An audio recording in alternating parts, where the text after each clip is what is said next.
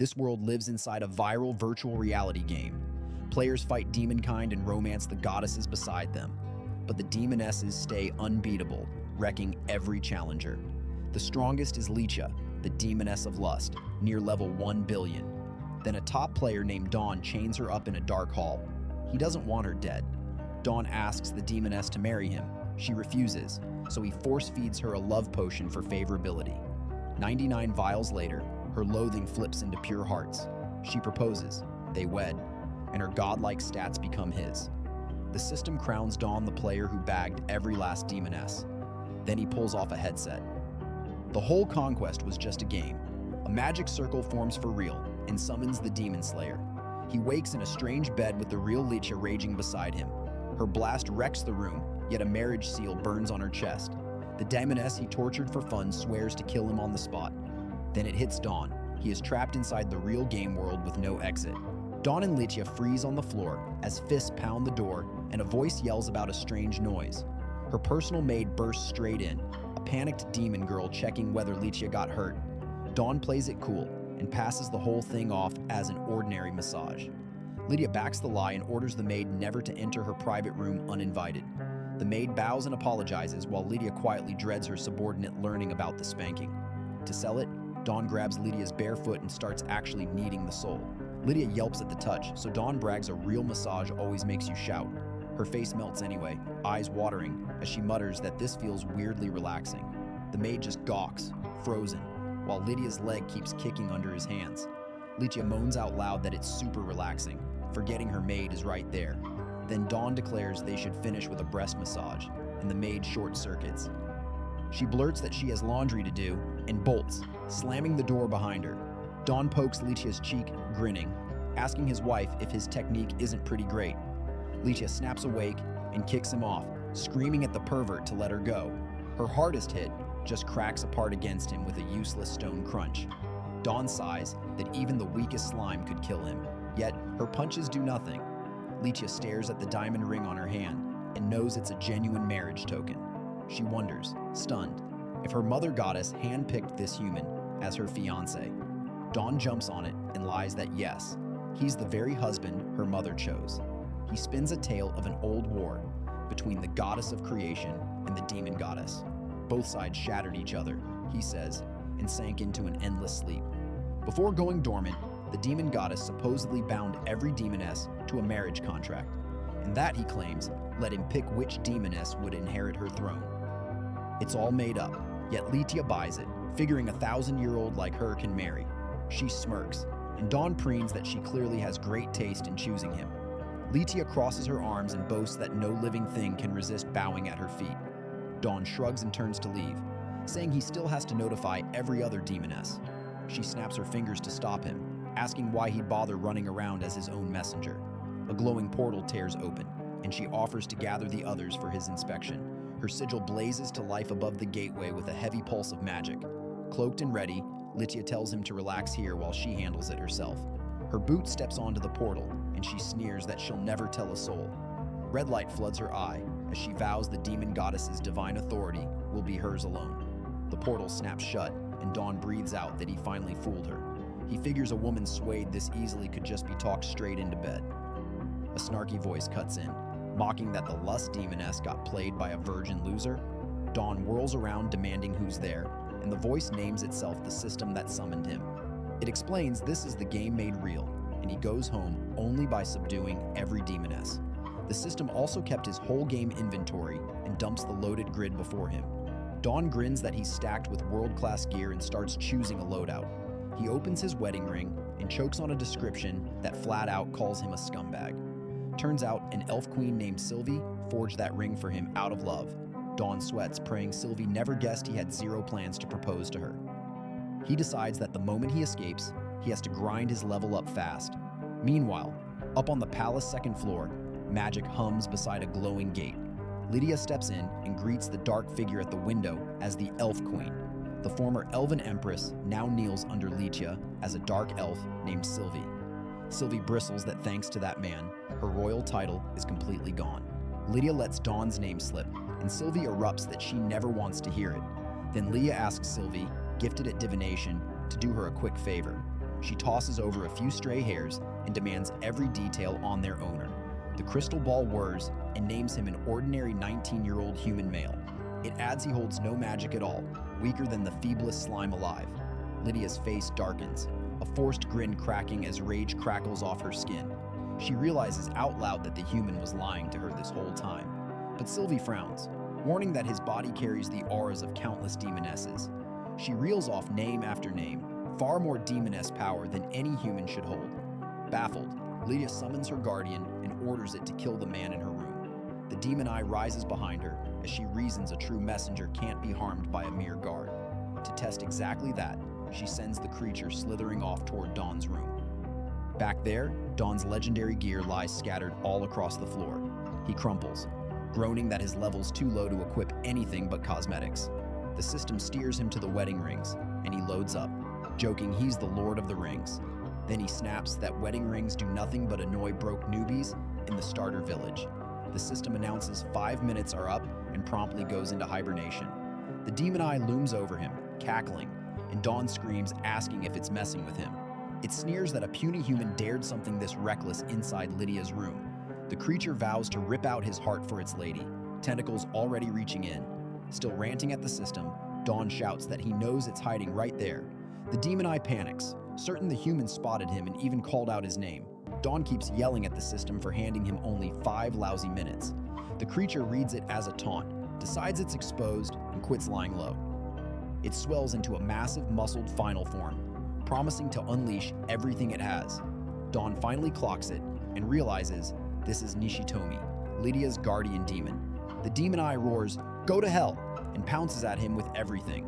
Dawn's foot lands on a stray pokeball, which squeaks under his heel. He skids into a full split and slides clear as the attack smashes past him. The demon eye gapes, convinced the human dodged on purpose just to mock it. Dawn tears up behind a shaky grin as the pain really starts to set in. He clutches his groin and groans that the split hurt like absolute hell. The demon eye sweats, baffled that this man is just calmly sitting there. It stares at the world-class items he left dumped all across the floor. The creature decides Dawn never took it seriously for even a second. Terror floods it, and the demon calls challenging this man a flat death wish. It grovels, insisting it only came on Lydia's orders and now wants to part in peace. The demon eye bolts, and Dawn slumps, swearing he must marry Litia fast to survive. Night settles over the palace beneath a huge white moon. Dawn's face twists mid-scream, half asleep and drooling on the pillow. He thrashes in bed as Litia appears quietly, right at his side. Her guardian just warned her that this man's strength is beyond comprehension. Litia leans over the sleeping human and slowly reaches a hand toward him. In his sleep, Dawn's hand clamps over hers, and Litia yelps in shock. Dawn wakes with a smirk and dares her to just admit she wants his body. He purrs that uniting with him would hand her the demon goddess's divine authority. Flushed and shaking, Litia finally admits she wants it, right where Dawn wanted her. Dawn's face flushes red and pours sweat, his heart hammering out of his chest. He's frozen over Litia on her huge bed, and his own head screams that this is bad. Litia lies back blushing shyly, and Dawn can't believe the demoness looks this cute.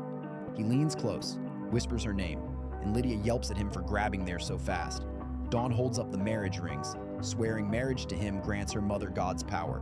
He says he wants only her now, and Litia stammers that they hardly know each other. Dawn leans in close and purrs that they should connect on a much deeper level. Lydia's eye goes wide under the blush as her guard finally melts away. Her eyes fall shut with a soft sound, while Dawn coaxes her to relax, just like that. He thinks this kiss will seal the contract, and Litia puckers up, almost there.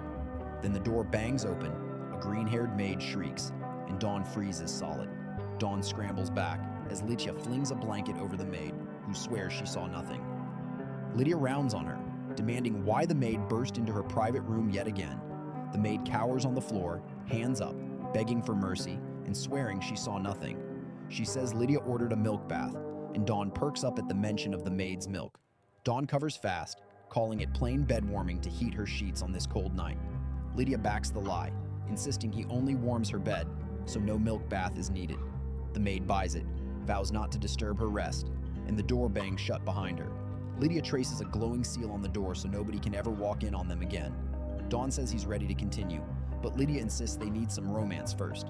Now he's roped himself up, shirtless and grinning, and Litia asks what he's doing. Dawn marvels that his wife soaks in another woman's breast milk, so he won't be outdone. He begs her to flog him, and a mortified Litia says she never uses lactation like that. Litia says milch cows can lace their milk with magic strong enough to make a panda. A heart-eyed man-bear appears behind Dawn, and Litia says the milk can flip your sex. She tips his chin up, and Dawn's mind jumps straight to some kind of gender-bender play.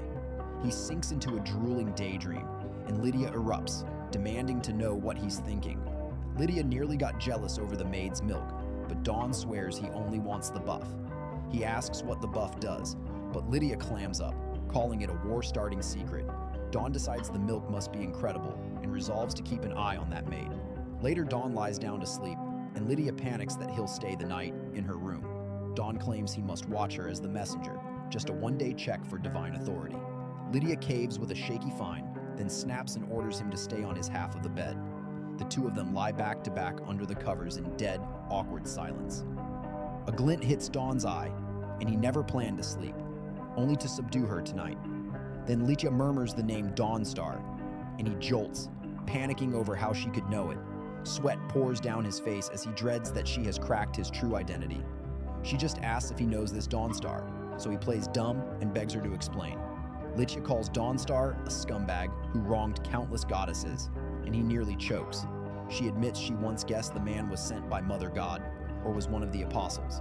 Long ago, after Mother God fell dormant, the creation goddesses' apostles ran wild. Under a red moon, they came from a place called Earth, weak and sly, yet endlessly reborn. A whole horde of them screams forward, simply impossible to put down for good. Dawn realizes Earth and endless respawns mean the apostles are the game's players.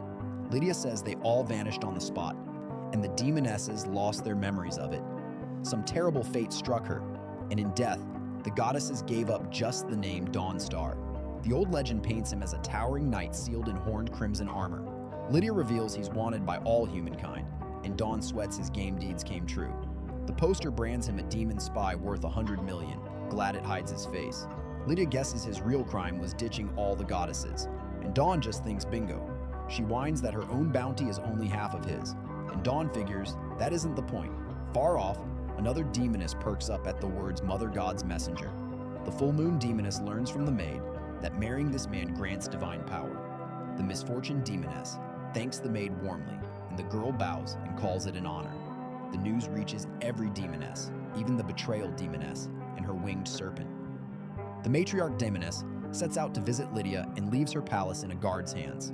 Every demoness is now closing in for that divine power, while Dawn snores on, clueless. In the dark, they smirk over their wine, and each one swears that she alone must have him.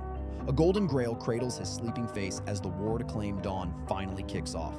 Morning breaks over Lydia's palace, and hot water pours into her steaming bath. A hand slips up out of the surface for one long, lazy stretch. It's Litia, sinking into the heat, melting at how good the early bath feels. Beside her, a dark elf named Sylvie agrees the warm morning wash is pure bliss. Dawn lounges close by with a towel on his head, calling this the center of heaven. Sylvie says Litia swore the city would have no men, yet Lydia's magic can't touch this one. Litia teases that Sylvie talks like a woman some man once betrayed. Sylvie vows to set that kind of scum straight someday, then rises from the water. Dawn and Sylvie both catch a familiar note in each other's voice, so Dawn opens his game panel. Her status marks Sylvie, a dark elf lord, under Litia, a fallen elf empress. Dawn frets it was his fault. Sylvie's eyes flash red as she asks if they have met, and Dawn swears she has the wrong guy. Litia cuts in and calls Sylvie over for a second, and Dawn figures he is saved. As Sylvie steps away, Dawn thanks his luck he never flashed his old face as the scumbag Dawnstar. Litia whispers that this human feels off, no ordinary man, and wants Sylvie to test him on the spot. Dawn sweats, dreading whatever those two are cooking up in their little huddle. Sylvie chants low in the elven tongue and starts pulling her magic together. Vines rip up out of the bath around Dawn before he can do more than yelp. It's a level 100 tentacle vine with a fanged flower mouth, and Dawn shrieks as it rises under him. The thick coils whip out and lunge straight for him. One red tentacle shoots forward, then jerks to a dead stop in the air. The whole cluster just hovers there, and Dawn blinks, lost. Sylvie stares, stunned that it halted on its own, and Litia asks what is going on. Then the tentacles twist around and rocket back the other way. They clamp tight around Sylvie herself and lash her up in coils. Sylvie cannot believe her own summon just turned on its master. Turns out Dawn's ring marked her the enemy, the jade band she forged with love and lost to a swindle. Dawn smirks that attacking him means she was begging for payback, so now comes her punishment. The vines wriggle all over Sylvie while she twists to break loose. A tentacle creeps up toward her face and she gasps out a desperate no. Her cheeks burn red and her breathing goes ragged. The coils hoist her bare feet up and she cracks, laughing that it is too much. Sylvie finally caves, howling that the tickling is unbearable. She screams for Her Majesty to please save her already. Litia shrugs that the summoned plant is far too rotten, then makes her move. She lifts one glowing hand toward the writhing tangle. She blasts a purple ray through the vines and tells Dawn to show a little restraint. Messenger. The shot tears Sylvie loose from the coils. Litia checks that Sylvie is okay, and Dawn wonders if his wife just got jealous. Both women agree no plain human hijacks a demon lord's summon like that. Sylvie decides that even if he is no ordinary human, he is still a massive creep. Dawn fires back that she struck first and he went easy, then asks if she wants seconds. Sylvie lunges to swing again, but Litia wraps her up and tells her to let it go. A dark shape appears behind the frosted door of the bath. The pillars and floor of the empty hall sit quiet for a beat. A subordinate reports slave traders are trafficking humans on the palace's second floor. Sylvie owns the failure on her watch, but Litia blames the bondage demoness who revived banned slavery. Lydia's whole frame goes dark as her temper finally slips. Litia orders Sylvie to follow her down to the second floor, and Sylvie snaps to it. Dawn is not spared either, as Litia says he is coming too, and he groans a weak, "Why me?" She calls it perfect for his evaluation, a front row seat to watch this sovereign crush those bugs. The three storm out together, Litia dead set on making those traffickers pay for their crimes. Lydia's palace climbs 6 floors, each one its own nation of cities and towns. Every floor answers to one monster of a demon lord, making the place a fortress. Under Litia, those lords keep their lands rich, but every bright kingdom hides a dark side. Down in the shadows, chained hands grip the bars of a cage.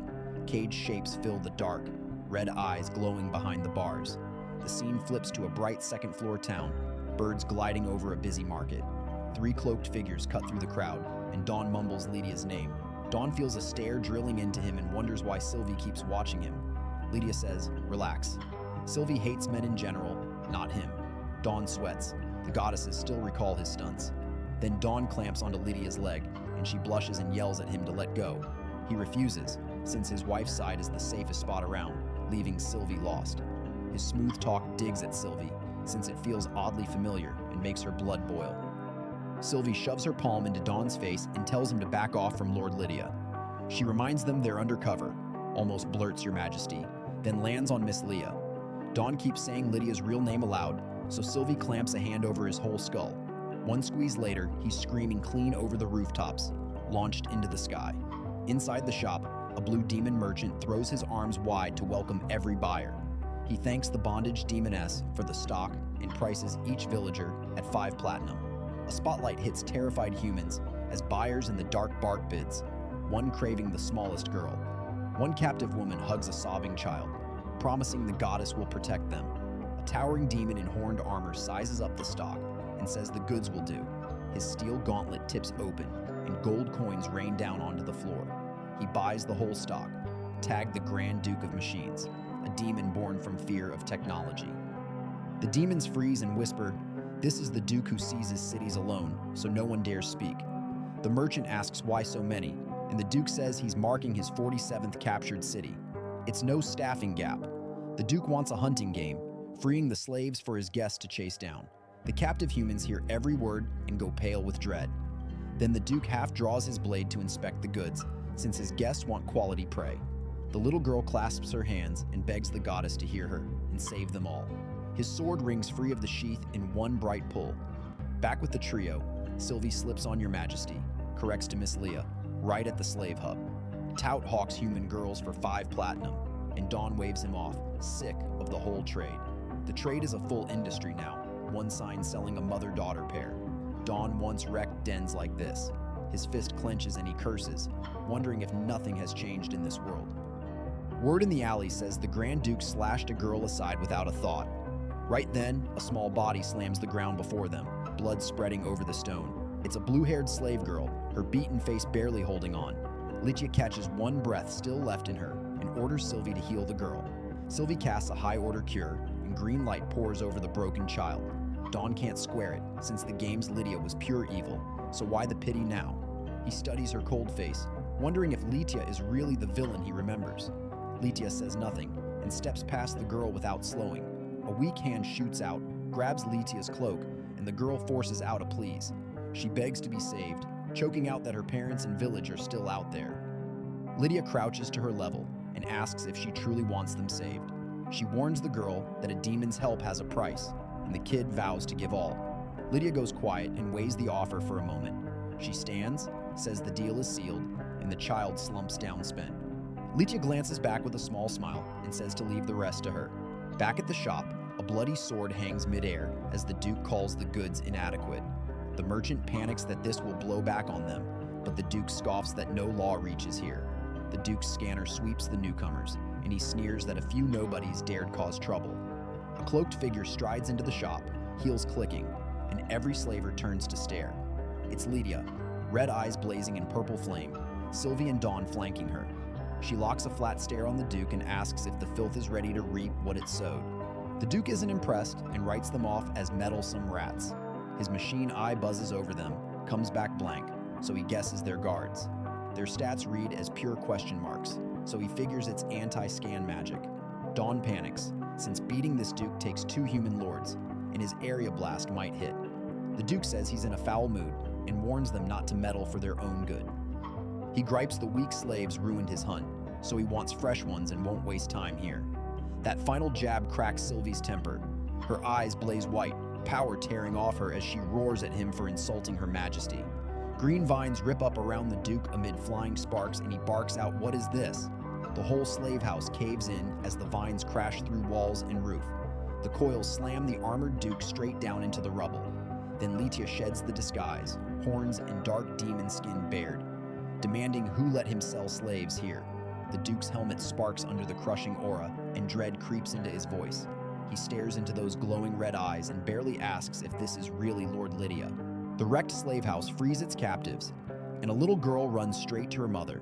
The woman hugs her tight and thanks the goddess for keeping her child alive. Sylvie cuts in that no goddess rules this demon city, and their gratitude belongs elsewhere.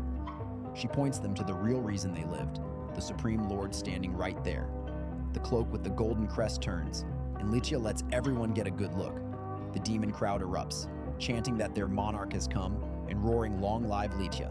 Litia lifts a calm hand and tells her kneeling subjects to raise their heads. She says she never wanted a welcome, only to deal with a few conspirators. Litia turns to Sylvie, her territory manager, and asks how they should punish these slavers. Sylvie calls it treason and says the crimes are far past any forgiving. Her verdict is simple, the death penalty, and the Duke's red eye twitches as he sweats. The merchant grovels, begging Litia to spare him for the sake of his master, the bondage demoness. Litia snaps that his master never cared about her face while dealing slaves in her city. The spell lands, willpower deprivation, and purple magic with glaring eyes wraps his skull. The merchant thrashes in the crackling light, screaming that he will never dare it again. The Duke stays pinned under her aura, his helmet sparking as he also begs for mercy. With a heavy slam, the drained merchant crumples down beside the kneeling Duke. His willpower tears loose as pale spirits, and the merchant lets out one final scream. Litia weighs the ghost in her hand and calls his willpower foul, fit for a lowly demon. She turns those glowing eyes onto the Duke and tells him he is next in line. Litia wonders aloud how his willpower will taste, and the armored Duke freezes up, lost for words. The Duke suddenly lunges with a roar, throwing everything into one desperate charge at her. Litia raises a single open palm at the rushing Duke without a flicker of worry. A purple vortex swallows him whole, spinning the Duke around with his sword still drawn. Lightning tears through the swirling trap, and he howls as it crushes down on him tighter. The Duke screams he will pay 1,000,000 gold to live, and Litia scoffs that his bounty means nothing. She leans in with a cold little smile and tells him his life itself is worth far more to her. The vortex clamps shut, and the Duke shrinks inside it, his armor folding under the pressure. His helmet splinters as the red eye flares, and the Duke rips out one last scream. Then he bursts in a blast of golden light, and the whole square freezes at the sight. A fat money bag rockets into the sky as Litia spins around, smirking about how that looked. She beams that she was amazing and asks Dawn if he saw it, then blinks when he is gone. Litia scans the rubble for Dawn, sure he was standing right behind her the entire time. A lone hand suddenly shoots up out of the debris, and she stares at it, fully puzzled. Dawn claws his way out, cursing Sylvie for a surprise AoE that nearly buried him, then grins that his freakish luck pulled him through. Right on cue, the huge money bag drops out of the sky and flattens him with a heavy thud. Litia goes speechless as his glitchy system wakes up and quietly splits the boss loot with her. The tally lands at 1,000,000 platinum coins, and Dawn realizes the money is what knocked him cold. He mutters that his SSS tier luck is a blessing and a curse, while Sylvie's green flame glows and Litia glares, both now stuck with him. We open 1,000 years ago, high inside the grand elven temple. A hulking blonde warrior goes beet red and shoves out roses, begging the goddess to marry him. From her throne, Sylvie says her lover must be a true warrior who proves his courage first. She is the elf empress, and her quest is 3 legendary materials, nearly 10,000 of each. The blonde suitor nearly collapses, since gathering that haul would take a top player months. A knight sealed in red armor strolls up, arms crossed, and flatly calls the big guy too weak. His system shows Dawnstar already cleared the quest, and he wants Yama Jade forged into wedding rings.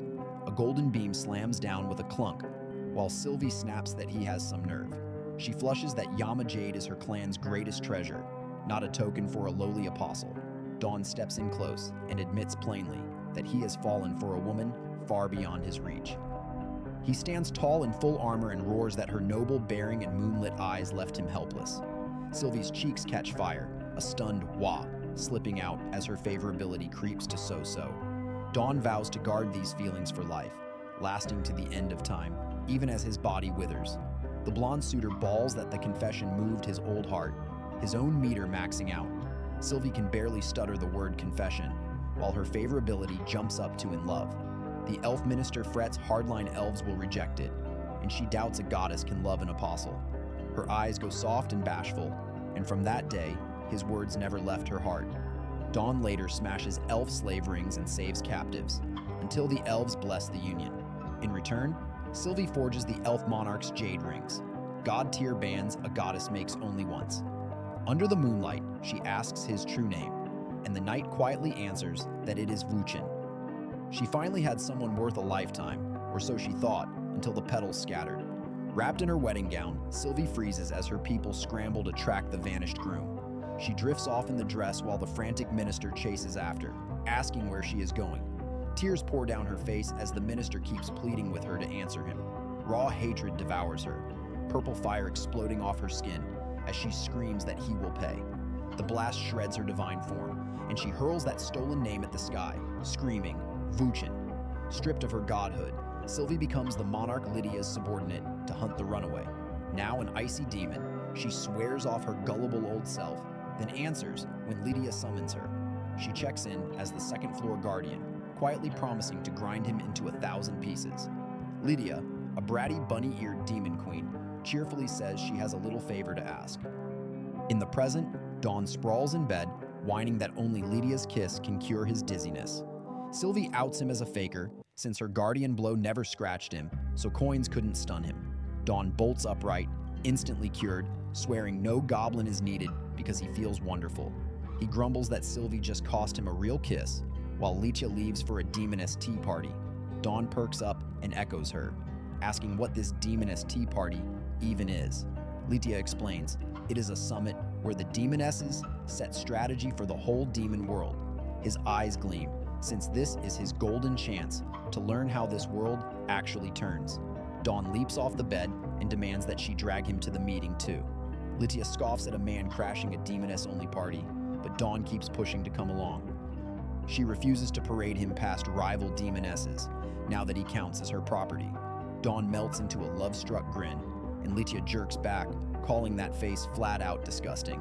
He blurts they should marry today and have a kid, and Sylvie itches to rip his smooth tongue out. Litia panics that she is late, dreading how the full moon Demoness will start name-calling again. She dumps the whole headache onto Sylvie, ordering the guardian to babysit this guy.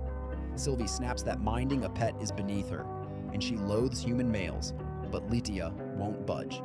Litia wants a guard so Dawn can't wander off, and he panics at being left alone with Sylvie. To wriggle free, Dawn grabs Litia's hands and swears the other demonesses mean nothing to him.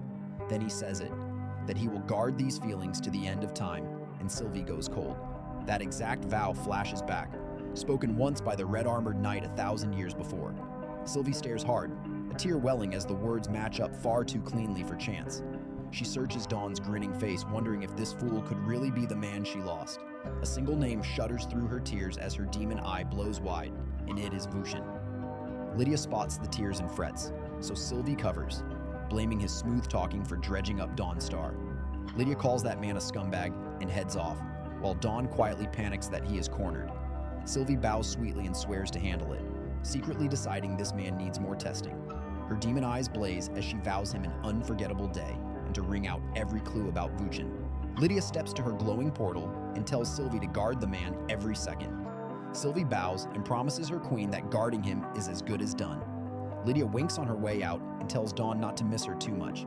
Dawn lunges after her, begging her to wait, but Litia just waves by and vanishes.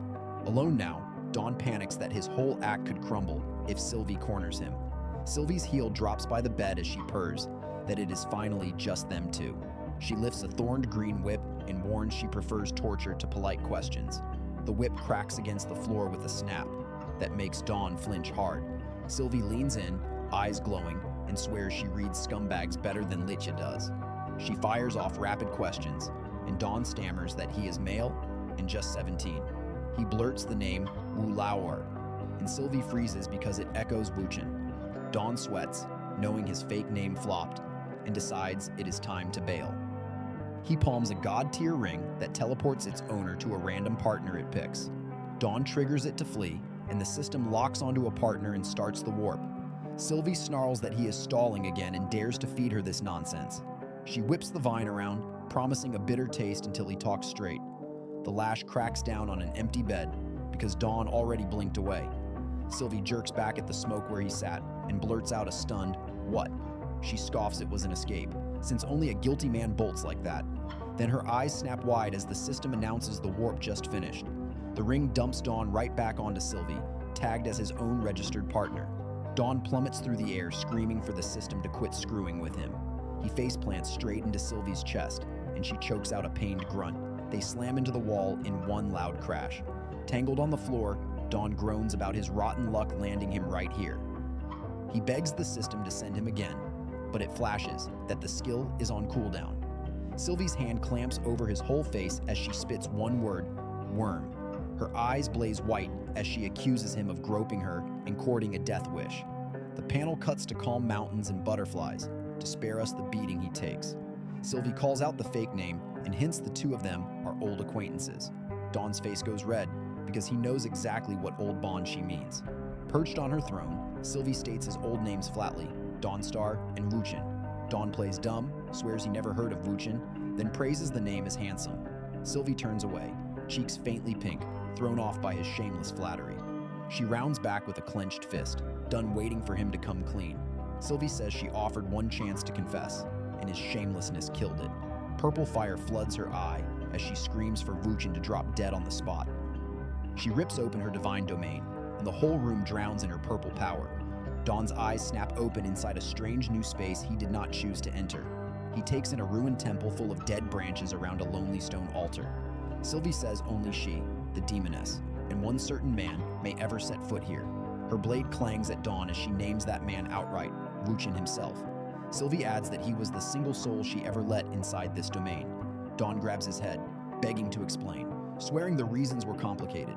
Sylvie lashes wild vines, demanding why he ditched his fiancée for 1,000 years. She swings the blade down with everything she has, howling for Wuchen to answer. The strike bursts green and fizzles out, stopped cold before it can touch him. Sylvie grins, spotting the jade ring on him that shrugs off every plant attack. That gift she forged with love long ago is dead proof this man is truly him.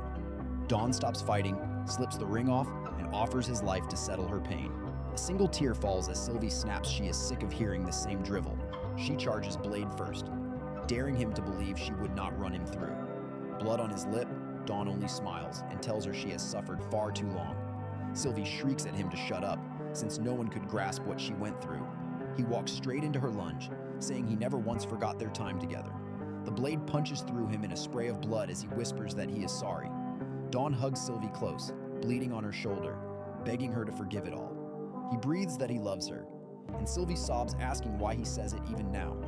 Dawn drops to his knees, back soaked red, as her long hatred finally starts to crack. Sylvie stares at her own shaking hands, both of them smeared with his warm blood. Then Sylvie throws her head back and screams, sure she just killed the man she loves.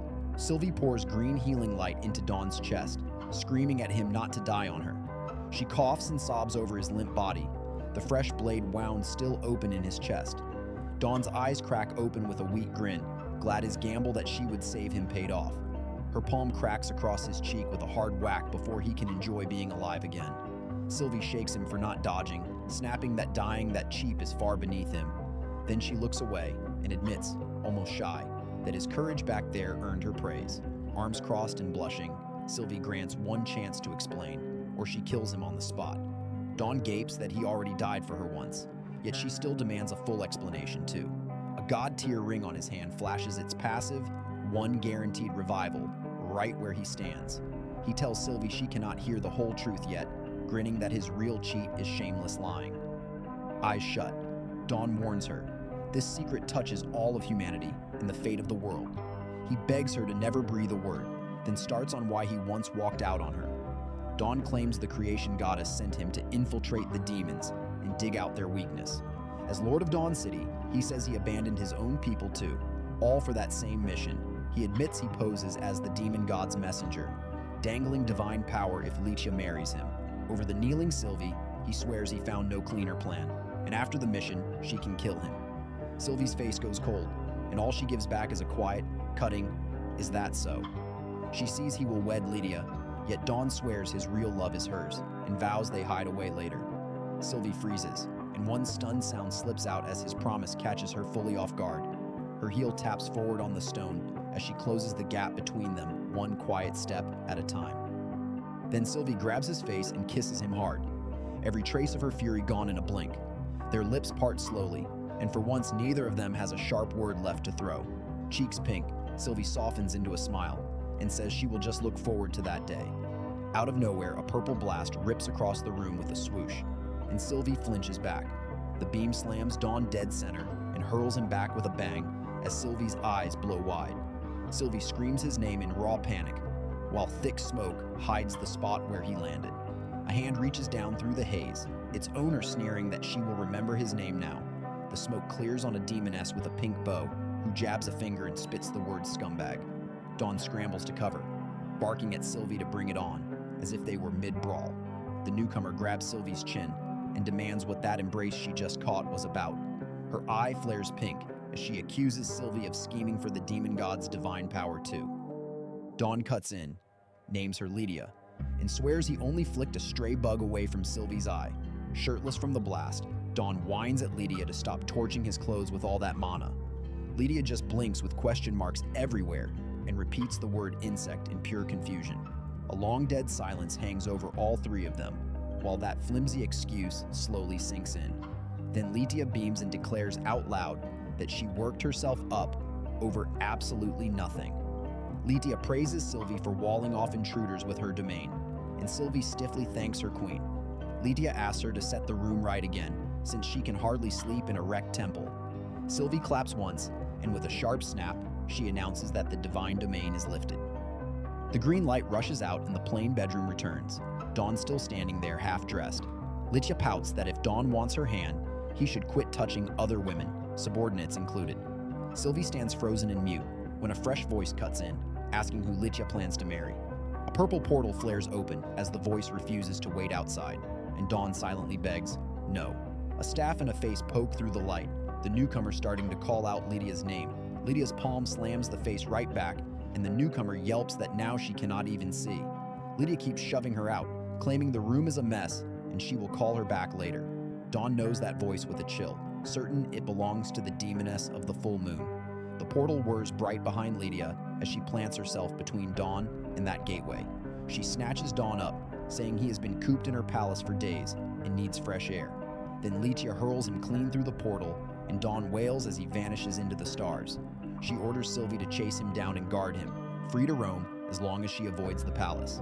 Sylvie beams and says yes, thrilled to finally have Dawn to herself, far from every watching eye.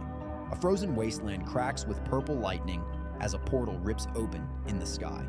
The portal spirals wide, and a small figure comes tumbling out of its glowing mouth. That figure is Dawn, one arm flung out, screaming as he plummets straight down. He slams down in a pillar of pink light, and the whole crater shakes with the boom. Dawn lifts his filthy face, cursing the portal for dropping him onto solid rock. Then a pair of healed feet float down through the same portal, right over his head. It's Sylvie, a silver-haired demoness, dropping after him with her skirt in the wind. Her heel comes down and cracks him across the face before he can roll clear. Dawn flops onto his back, half stunned, little birds spinning over his head. Sylvie covers her mouth and asks if he's okay, insisting she's fine after landing on him. Dawn stares at the beams of light, and Sylvie says each one marks a captured human land. She explains the creation goddess went dormant, so the demonesses seize land unchecked.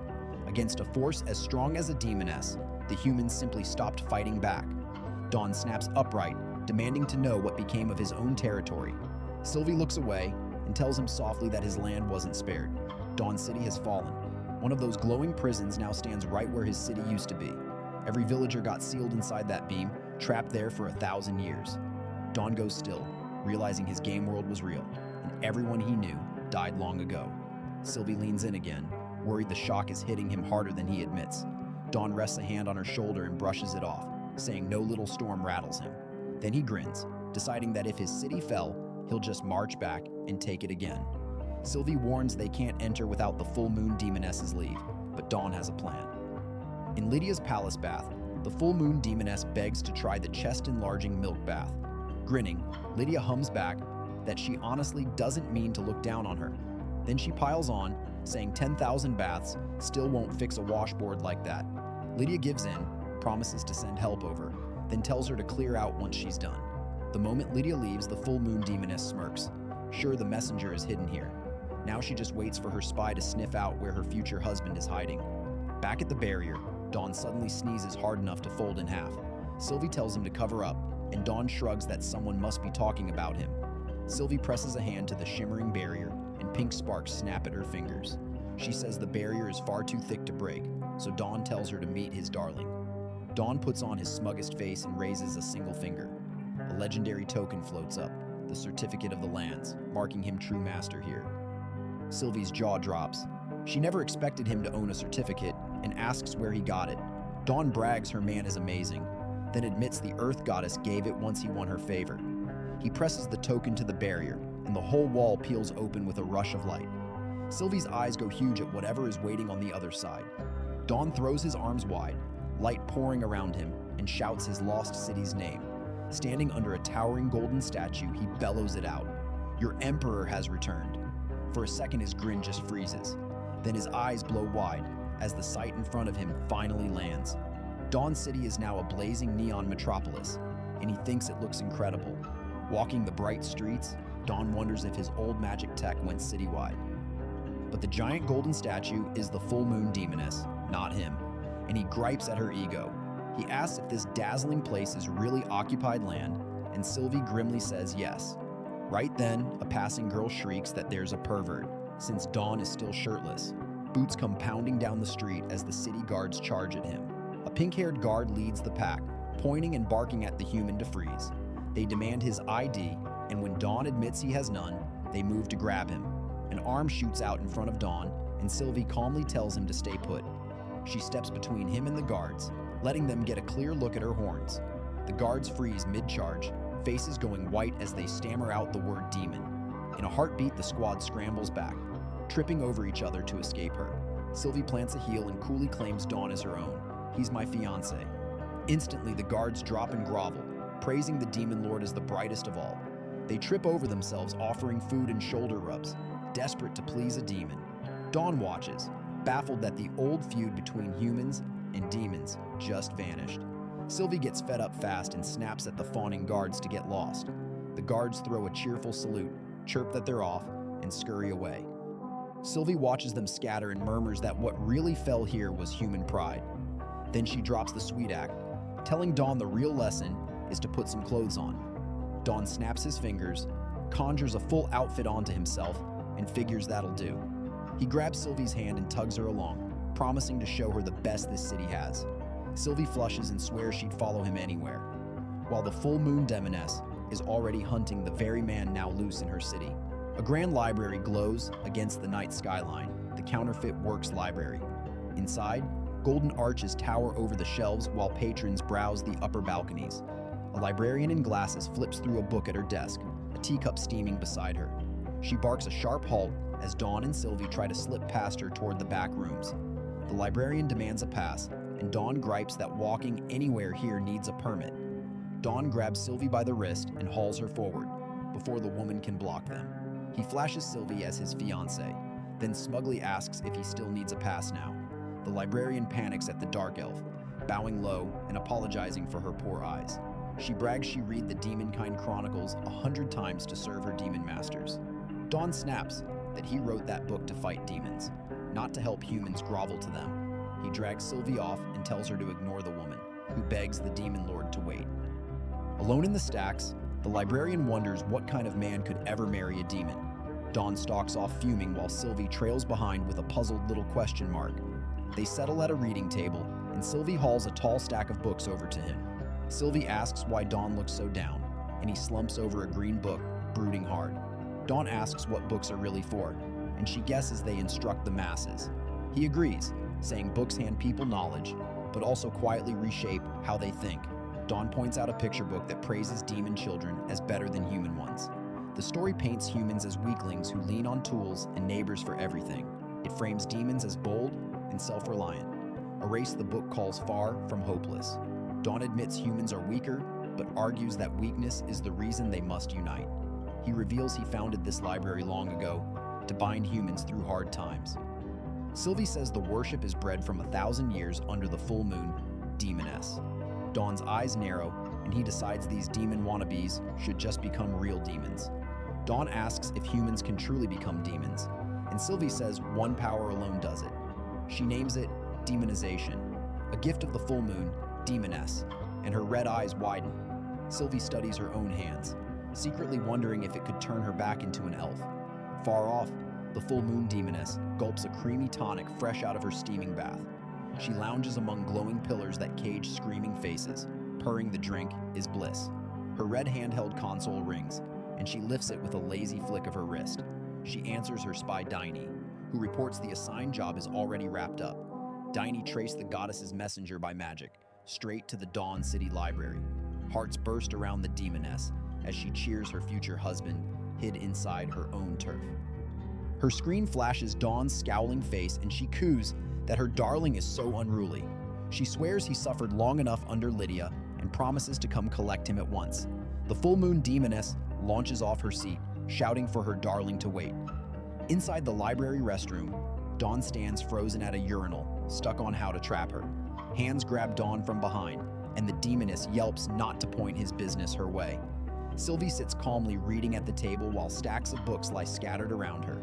A purple flaming skull suddenly whooshes into being right beside Sylvie's shoulder. The burning skull flares wide open and announces that it is now dispatching a message. Litia's voice bursts out, demanding to know where Dawn is and where the two went. Sylvie answers that they are in Dawn City, and Litia panics at the Demoness's own turf. Litia fumes the Demoness ditched her and grabbed Dawn, waving off a fretting servant. A gloved fist bonks the little skull as Litia cuts the call and rises to move fast. Litia storms out of her hall, barking that she is heading straight for Dawn City now. Flames roar behind Litia as she vows a showdown with the full moon Demoness.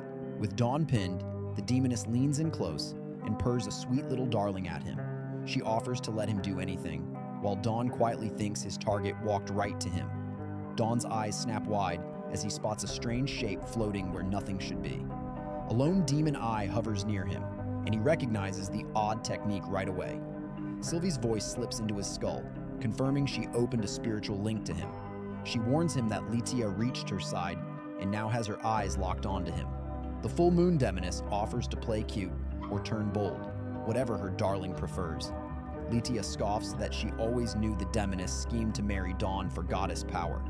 An attendant gasps at the word marriage, while the crystal ball still shows Dawn's face. Litia frets that this decides whether she herself can inherit the demon goddess next. The Demoness pitches a whole palace of beauties, but Dawn just stares back, dead silent. Sylvie and Litia sweat over the crystal as Dawn admits the proposal is hard to reject. The two women lean in breathless, waiting to hear how Dawn answers the eager Demoness. Dawn levels an icy stare and shoots the whole proposal down. But I refuse. He adds that someone already holds his heart, and both women flush bright red at once. Sylvie and Litia freeze up, each secretly hoping she is the one he just described. Beside Dawn, the Demoness proudly lifts a phone, loaded with a full dating sim. Dawn realizes his captor is a total otaku, who learned romance from video games. Annoyed he went off script, she summons an epic tier love potion into her open palm. She clasps the potion with a grin, and Dawn pales, dreading a routine he knows too well. The Moon Demoness has Dawn pinned to the shelves, mashing a glowing love potion at his lips. Dawn's hand shoots up to stall her, and he knows this brew from feeding it to Litia in the game. Dawn plays along and tells her to drink it first, then pass it to him mouth to mouth. The Moon Demoness lights up at the idea, lifts the vial, and her cheeks flush bright red. She happily agrees to feed him, while back in the library, dark flames flare beside a stunned Sylvie.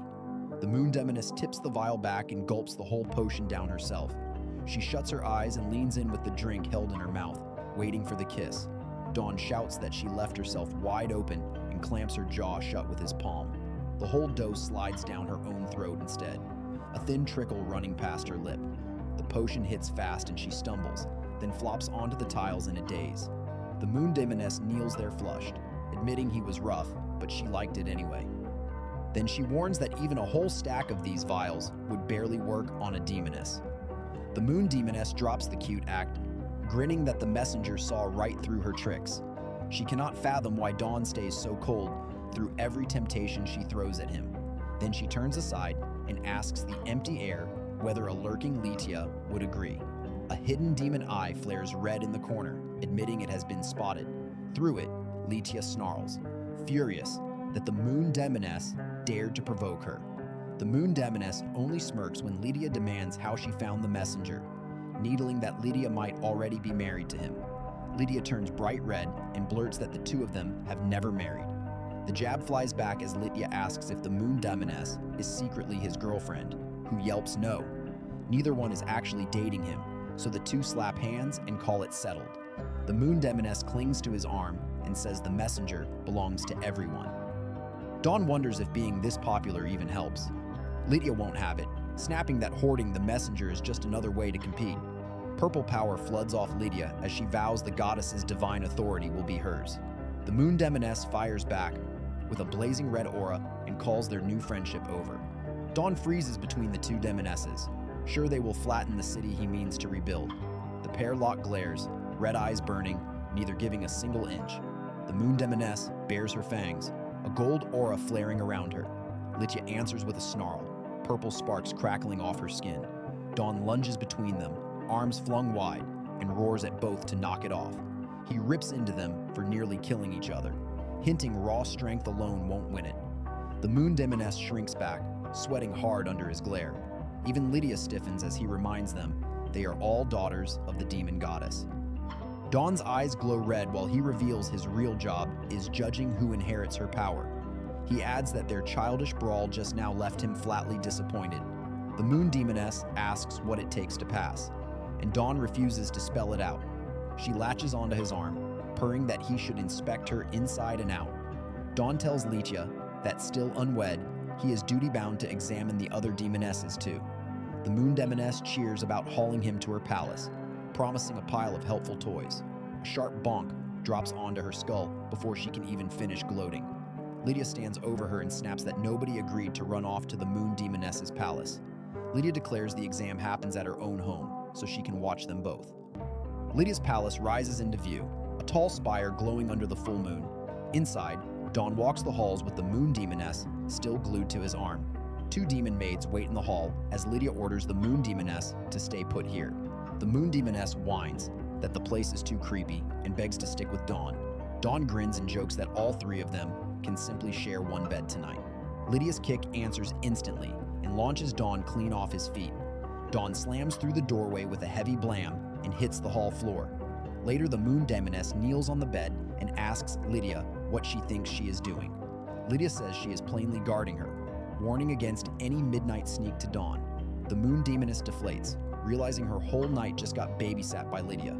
The heavy doors swing shut, sealing the two rivals together in one room. Out in the corridor, Dawn realizes the pair will police each other while he takes the empty room alone. Dawn sighs that it is almost a shame, and then a sudden voice calls his real name. Inside his room, a new demoness sits waiting, silver-haired and wrapped in gold regalia. She smiles that only he could turn demonesses into rivals in love, and she is just glad he is safe. Dawn walks in, finds Sylvie waiting in his room, and asks what she is doing here. She says she got worried, since he barely escaped two jealous demonesses tonight. Dawn drops onto the couch beside her and mutters, he doesn't even like demonesses. Sylvie admits that after she fell and lost her godhood, she is a demoness now too. Dawn pulls her close and says to stop, since to him she is still the elven goddess he knows. Her face melts into a soft smile, touched that he still sees her the way he always did. Then she leans in, cups his face with one hand, and kisses him right on the mouth. Dawn's eyes blow wide and he yelps, asking what on earth Sylvie thinks she is doing. She doesn't pull back though, deepening the kiss while he stays pinned there red-faced. In his head he panics, because the older Sylvie he remembers was never once this bold. He breaks the kiss and accuses Sylvie of picking up bad habits from the other demonesses. She leans over him with a grin, since Litia is off guarding the moon demoness tonight. Right then, Lytia's voice cuts in over a magic link, asking how things look on her end. Sylvie plays it cool, says she is with the messenger, and Litia says to guard him all night. Sylvie chirps that she will absolutely do that, the very one Litia should really fear. The second the call drops, Dawn grabs her arm to pry her off, and Sylvie yelps. They tumble across the bed, her heeled leg flying up as she lets out a startled yell. They land in a tangle, and flustered, Sylvie insists she only tripped and nothing more. Over the link, Litia warns Sylvie not to get reckless, even with her demon lord's strength. Litia adds she has to stay sharp too, since the moon demoness always hides some scheme, and the moon demoness sits on the floor, slurping a juice box glued to a video game. Her screen flashes a win, and she whines for Litia to stop watching and just play too. Litia cuts the link, saying she is counting on Sylvie to keep the messenger covered. Back inside, Dawn tugs Sylvie's sensitive elf ear, so she palm smacks him for it. A knock hits the door, and a sweet voice calls him darling, ready for her test. Dawn and Sylvie freeze and trade a look, since that is the moon demoness right outside. Sylvie whispers for him to hang back, wanting to see what the moon demoness is scheming. Dawn worries it could go sideways, but Sylvie promises she has it all handled. The door bangs open and the moon demoness bursts in, singing that her darling is here. She spots a blue butterfly at the window, secretly Sylvie, as Dawn asks why she left Litia. The moon demoness smirks that slipping past Litia was easy, since one trick did the job. She snaps her fingers, and a whole row of identical copies of herself pops into the room.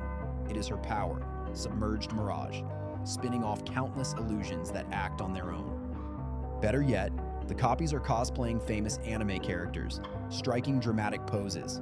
More clones pop up dressed as other well-known heroines, each proudly shouting her name. She brags that the Litia downstairs is really just one of these clones covering for her. Two copies battle each other in a fighting game, one landing a flashy combo for the win. Then it clicks, and she wonders how a demon goddess messenger knows faces from Earth. Anyone who knows that world isn't local, and Earthers all serve the enemy goddess. So she points and brands Dawn, a divine apostle sent by the goddess of creation herself. Panic hits for a beat. Then Dawn switches to shameless lying and claims he has seen Earth. He says the demon goddess opens gates between worlds and brought him along to see Earth. Then he twists it back, saying she never left this world, so she must be the planted spy. Cornered, the moon demoness snaps and charges a glowing energy orb at Dawn. She fires, and the blast tears across the room in a screaming streak of red light. Dawn catches it barehanded, since his marriage contract cancels all of the damage. He taunts that no mere apostle tanks that, then asks how she got an Earth-made weapon. The moon demoness freezes up, her toy blaster still smoking, with no clean answer ready. She finally blurts that she got the weapon straight from the divine apostles themselves. She babbles that they befriended her with Earth gifts, the source of all the anime cosplay. Dawn pounces, asking if she just admitted she stays cozy with the divine apostles. He points straight at her and shouts, loud enough for the whole palace, "Freaking traitor!" She melts into a bawling mess, and the girl who nearly exposed Dawn is now the branded spy, with the real apostles closing in. The moon demoness scrambles to explain herself, begging Dawn not to read her the wrong way. She swears she never defied the grandmother goddess and only fell for the other world's pop culture. Dawn leans on the window and flatly asks if she really likes Earth this much. She lights up and gushes that Earth is stuffed with Wi-Fi and new games, a total paradise. The moon demoness reels off the villains she dreams of meeting, and Dawn says she is overselling it. Her top pick is a giant monster named Godzilla, who she calls both terrifying and gorgeous. She swoons that the beast battles mankind to guard Earth and even throws its own life away. Dawn pokes the hole in it, since a rampaging Godzilla would erase the very culture she adores. She agrees she thought of that, so she would rather rule Earth than watch anyone torch it. Dawn clocks her angle instantly, that she craves divine power, only to force a way over there. He realizes the creation goddess opened his own path here, so a clear road links the worlds. If the demonesses banded together to find it, Earth would be swarmed by red-eyed invaders. The moon demoness catches him staring and clutches her gourd a little tighter. He asks what is inside it, and she grins that it is cola and offers him a swig. She rips open a glowing portal and yanks a chilled can of soda straight out of thin air. Dawn takes it stunned, since she nailed the brand and even served it perfectly, iced. He cracks the tab open, thrown that he is sipping his own homeworld out here. The can tips back as he gulps while she props her chin on her hand, watching too closely. She purrs and asks if he feels anything yet, and Dawn blinks that he has no clue what she means. She hikes up her skirt and lists the symptoms she expects to be hitting him by now. The game screen flags a lust debuff, but his marriage contract reads it as an attack and kills it. The soda slips from his hand and clatters on the floor while he decides to just play along. Dawn flops onto her and gasps out loud, acting like the drug fried every ounce of his control. He pants that he cannot hold back and blurts that he wants her right now. The moon demoness sprawls back, tugs her collar loose, and hums like her plan is finally landing. She stretches across the sheets, bells jingling at her ankles, completely sold on her own trap. Then she blurs away in a streak and giggles for him to catch her if he truly wants her. Dawn lunges after her with a dumb yell while she slips just out of reach every time. She keeps taunting from across the room, and he admits her act would wreck any normal man. She perches on the bed and dangles the deal that catching her earns him whatever he wants. He charges again with a manic laugh, milking the lovesick idiot act for all it is worth. She splits into a mob of cosplay clones, one in a suit, one as a schoolgirl, all baiting him. Dawn sags in the middle of them and whimpers, asking what on earth she actually wants. She lays it out, that he only has to marry her and sign over the divine authority for anything. Dawn just shrugs that he is already spoken for with Litia. She scoffs her clones beat that tenfold, while Dawn quietly moves to spring his real plan. Eyes blazing, she cackles and holds out a wedding ring like she has already won the whole game. She brags that he could have folded ages ago and spared them both all this trouble. Dawn reads the ring's stats, a god-tier relic that strips enemy gear and grants one free revival. She hoists it high, gloating over his lust, right as he clamps a hand around her wrist. The moon demoness slides the ring onto his finger, and Dawn thanks her sweetly for the compliment. She throws her arms wide, screaming that her day to finally become a god has arrived. Thunder cracks as she swells into a towering demon form and roars with laughter. White light floods the room as their hands lock, and a deep voice asks if she will wed him forever. She blurts yes on the spot and begs it to hurry the whole thing along. The vow locks in and the marriage seals, and she melts into a shy little grin. Her eyes snap open with a smug smirk. Sure, the ritual went off without a hitch. The moon demoness gawks at the ring and cheers that it worked. She is a god now. She crushes both fists shut, buzzing with all the power she thinks now floods her veins. Her arms punch upward as she howls that Earth can wait. Her online friends need her. A flat palm shoots out as she barks the command to rip open an isekai gate. She flings both arms out and demands the portal manifest for her on the spot. Nothing stirs at all, and she taps the window, wondering if she botched the chant. Dawn munches a banana on the bed while she chants some doom spell about an eternal night.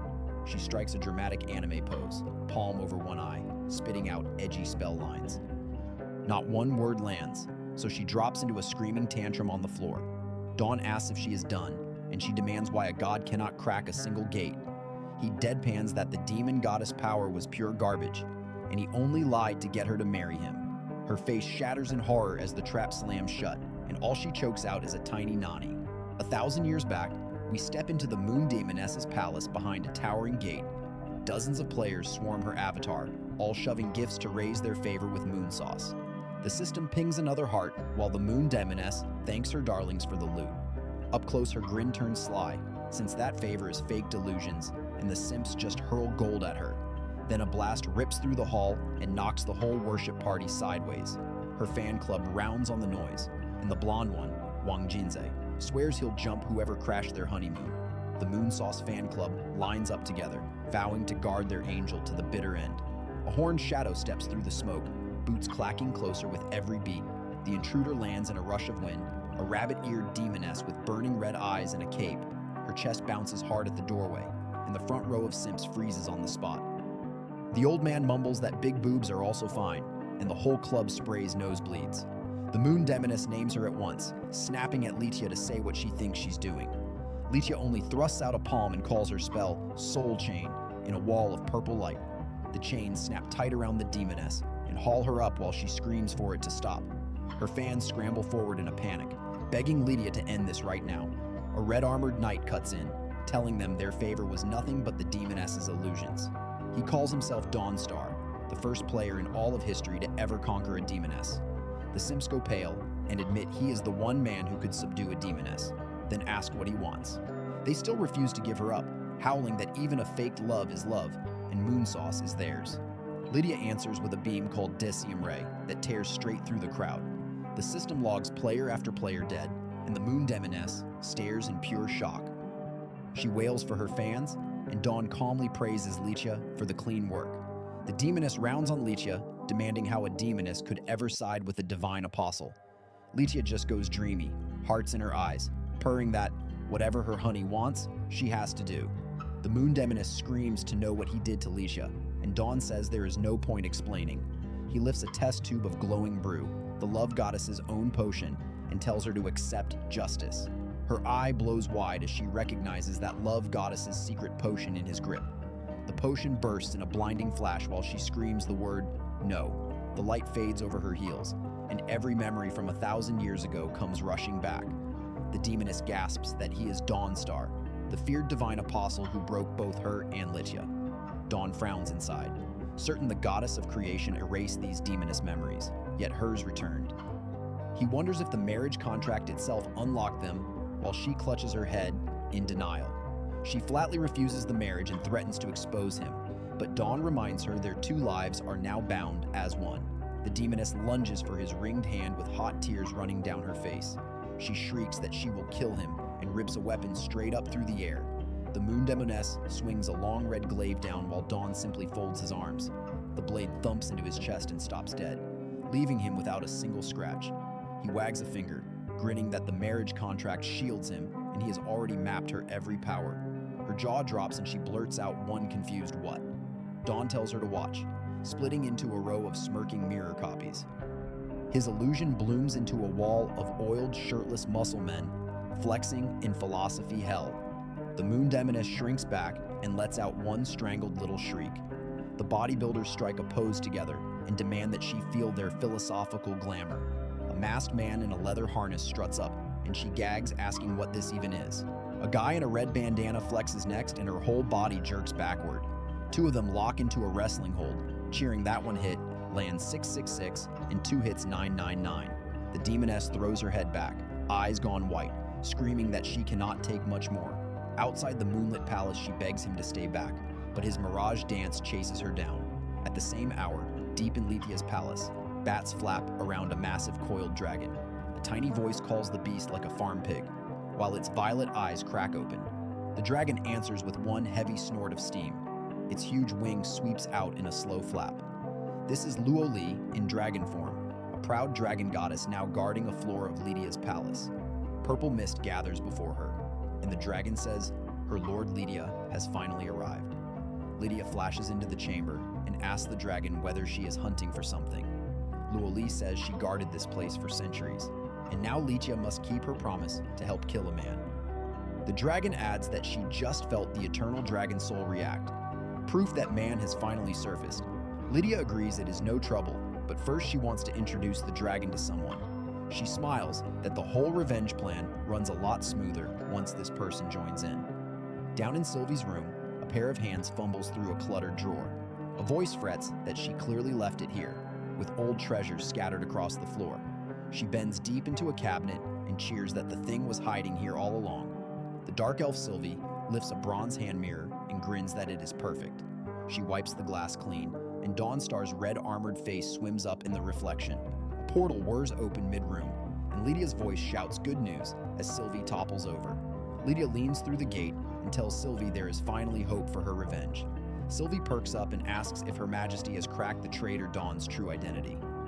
Litia offers to introduce a colleague who suffered under that scumbag and has traced his footprints. She names the Aurora Empire's sacred guardian beast and ruler of the Dragon Clan, the Dragon Goddess.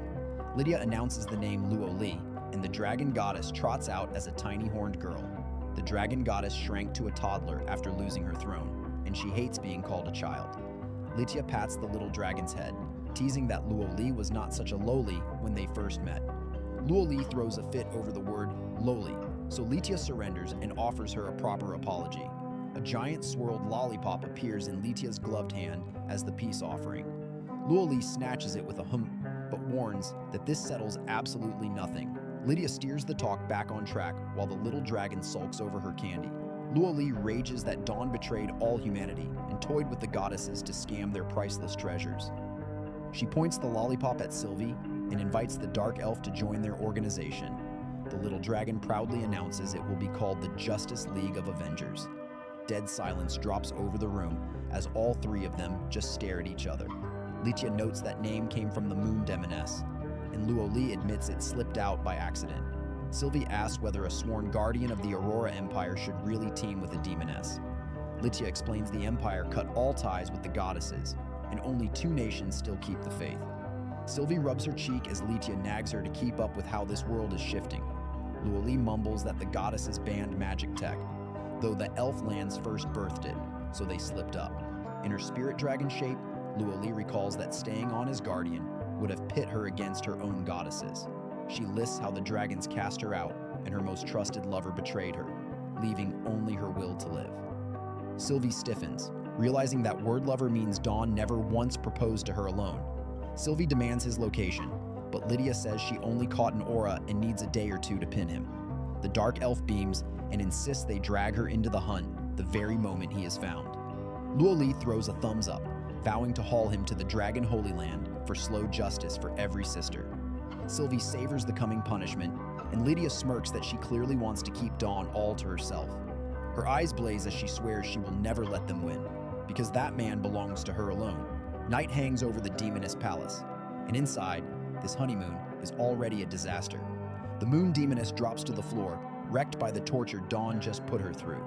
She sobs with her soul half gone, swearing off muscle men for the rest of her life. Dawn keeps a bodybuilder flexing and asks if she can't take even this, so she begs him to make it stop. With a lazy, fine, Dawn finally snaps his fingers. The illusion whooshes away, and she stands there rubbing her sore eyes while Dawn watches. Up close, she's still bawling. She calls that a vicious move and blurts out that she wants a divorce. Dawn asks how she wants out after barely an hour married, and she snaps that a proud demoness would never wed a cheap human. His face goes dark, and he warns her that calling him cheap and low was a serious mistake. Dawn yanks her over his knee and announces his favorite fix for brats with rotten manners. His hand comes down again and again, pow after pow, until she lets out one giant scream. One pair of pants later, the whole beating finally winds down. The moon demoness sniffles that not even her grandmother ever dared to spank her.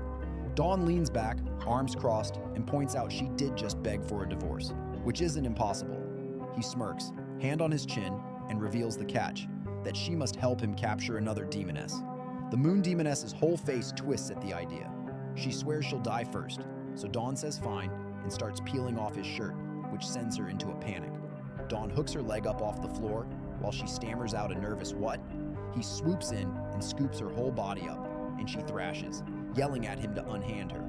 Dawn throws her own question back, asking what he is doing right as she yelps. He slams her down onto the bed and reminds her that it's their wedding night. Dawn climbs on top with a wicked grin and calls this their bridal chamber. He tells her to face facts, since their marriage contract means she can't lay a finger on him. His hand slides onto her thigh as he says her powers are dead weight now, and she squeaks. The moon demoness tears up, wailing for her sisters to come rescue her from this human. Dawn only grins wider, his red eyes glowing as he lifts one finger. Then his smirk drops, and he grumbles that her crying face makes him look like the bully. Dawn mocks her fake little don't do it cries, and calls the whole thing kind of disappointing. He stretches with a yawn and tells her he's tired, so she can just head back to her own room. The moon demoness kneels there stunned and asks if he is really letting her off.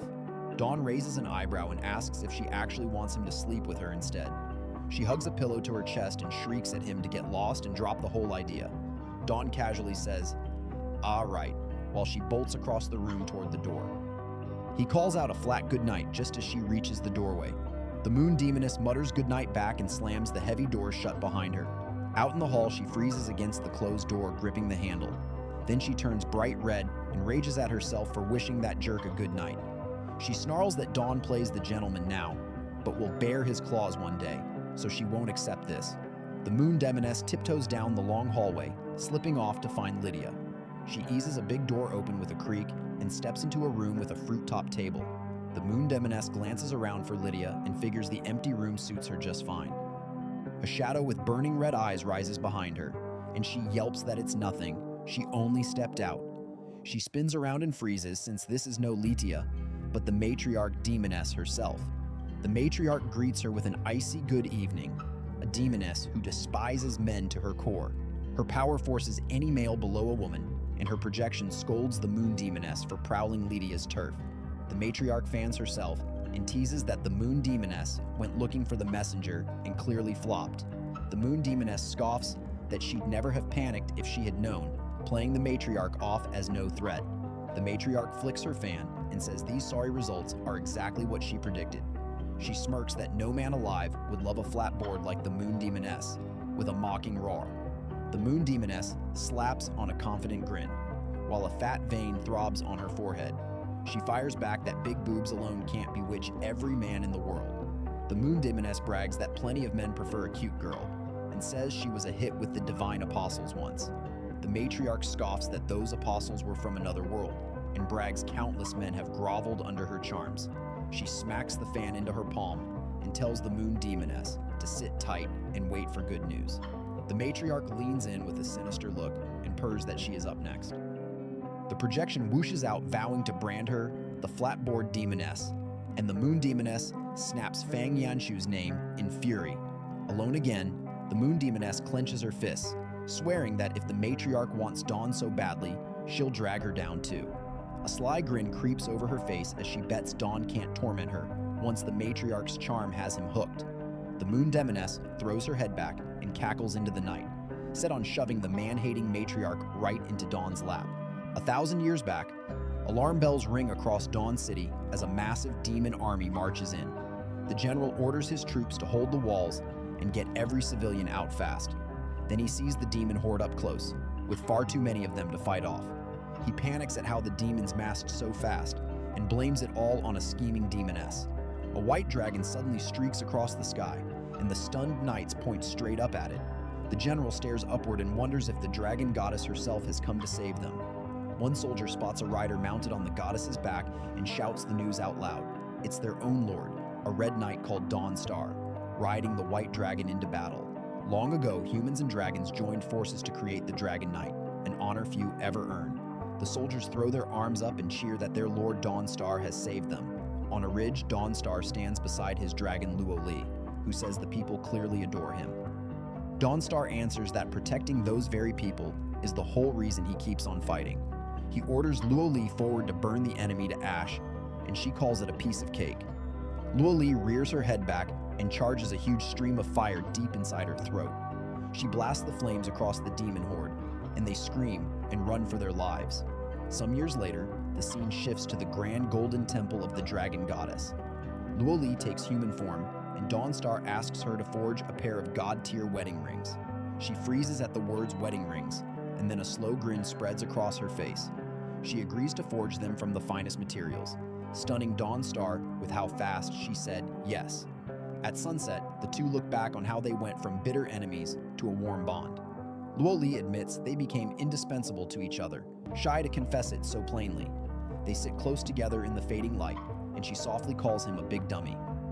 Later, a golden dragon refuses to bless it, She-Ra, the proud chief of the whole dragon clan. Luo Li demands why, and She-Ra brands the human a liar who drained her divine power. Angry now, Luo Li defends Dawnstar, but She-Ra warns the human brings her only ruin. She-Ra declares that even the dragon goddess cannot cling to such blind foolishness any longer. She rips away Luo Li's place in the clan and her divine rule, yet Luo Li weeps and holds firm. Luo Li still trusts Dawnstar had his reasons, and vows to guard Dawn City until he returns. 100 years pass, and her power fades until she is a tiny white dragon curled in a bowl. 500 years in, that little dragon sits half buried in falling snow, still waiting for him. 1,000 years on, the people she saved turn on her, screaming for the goddess to leave. The mob threatens her, warning that a demoness will slaughter the people unless she gets out. From a high window, an old priest watches the whole ugly scene with clear pain on his face. He shuts the window and apologizes to Luo Li, since she shielded this city for 1,000 years. The old priest steps up to the throne and gently calls out for Lord Luo Li once more. Luo Li sits limp and hollow on her throne, and he asks how she is holding up today. He wonders why she would ever answer, since she has stayed silent as long as he can recall. The priest thinks back to his youth, to the first time he ever laid eyes on the great goddess.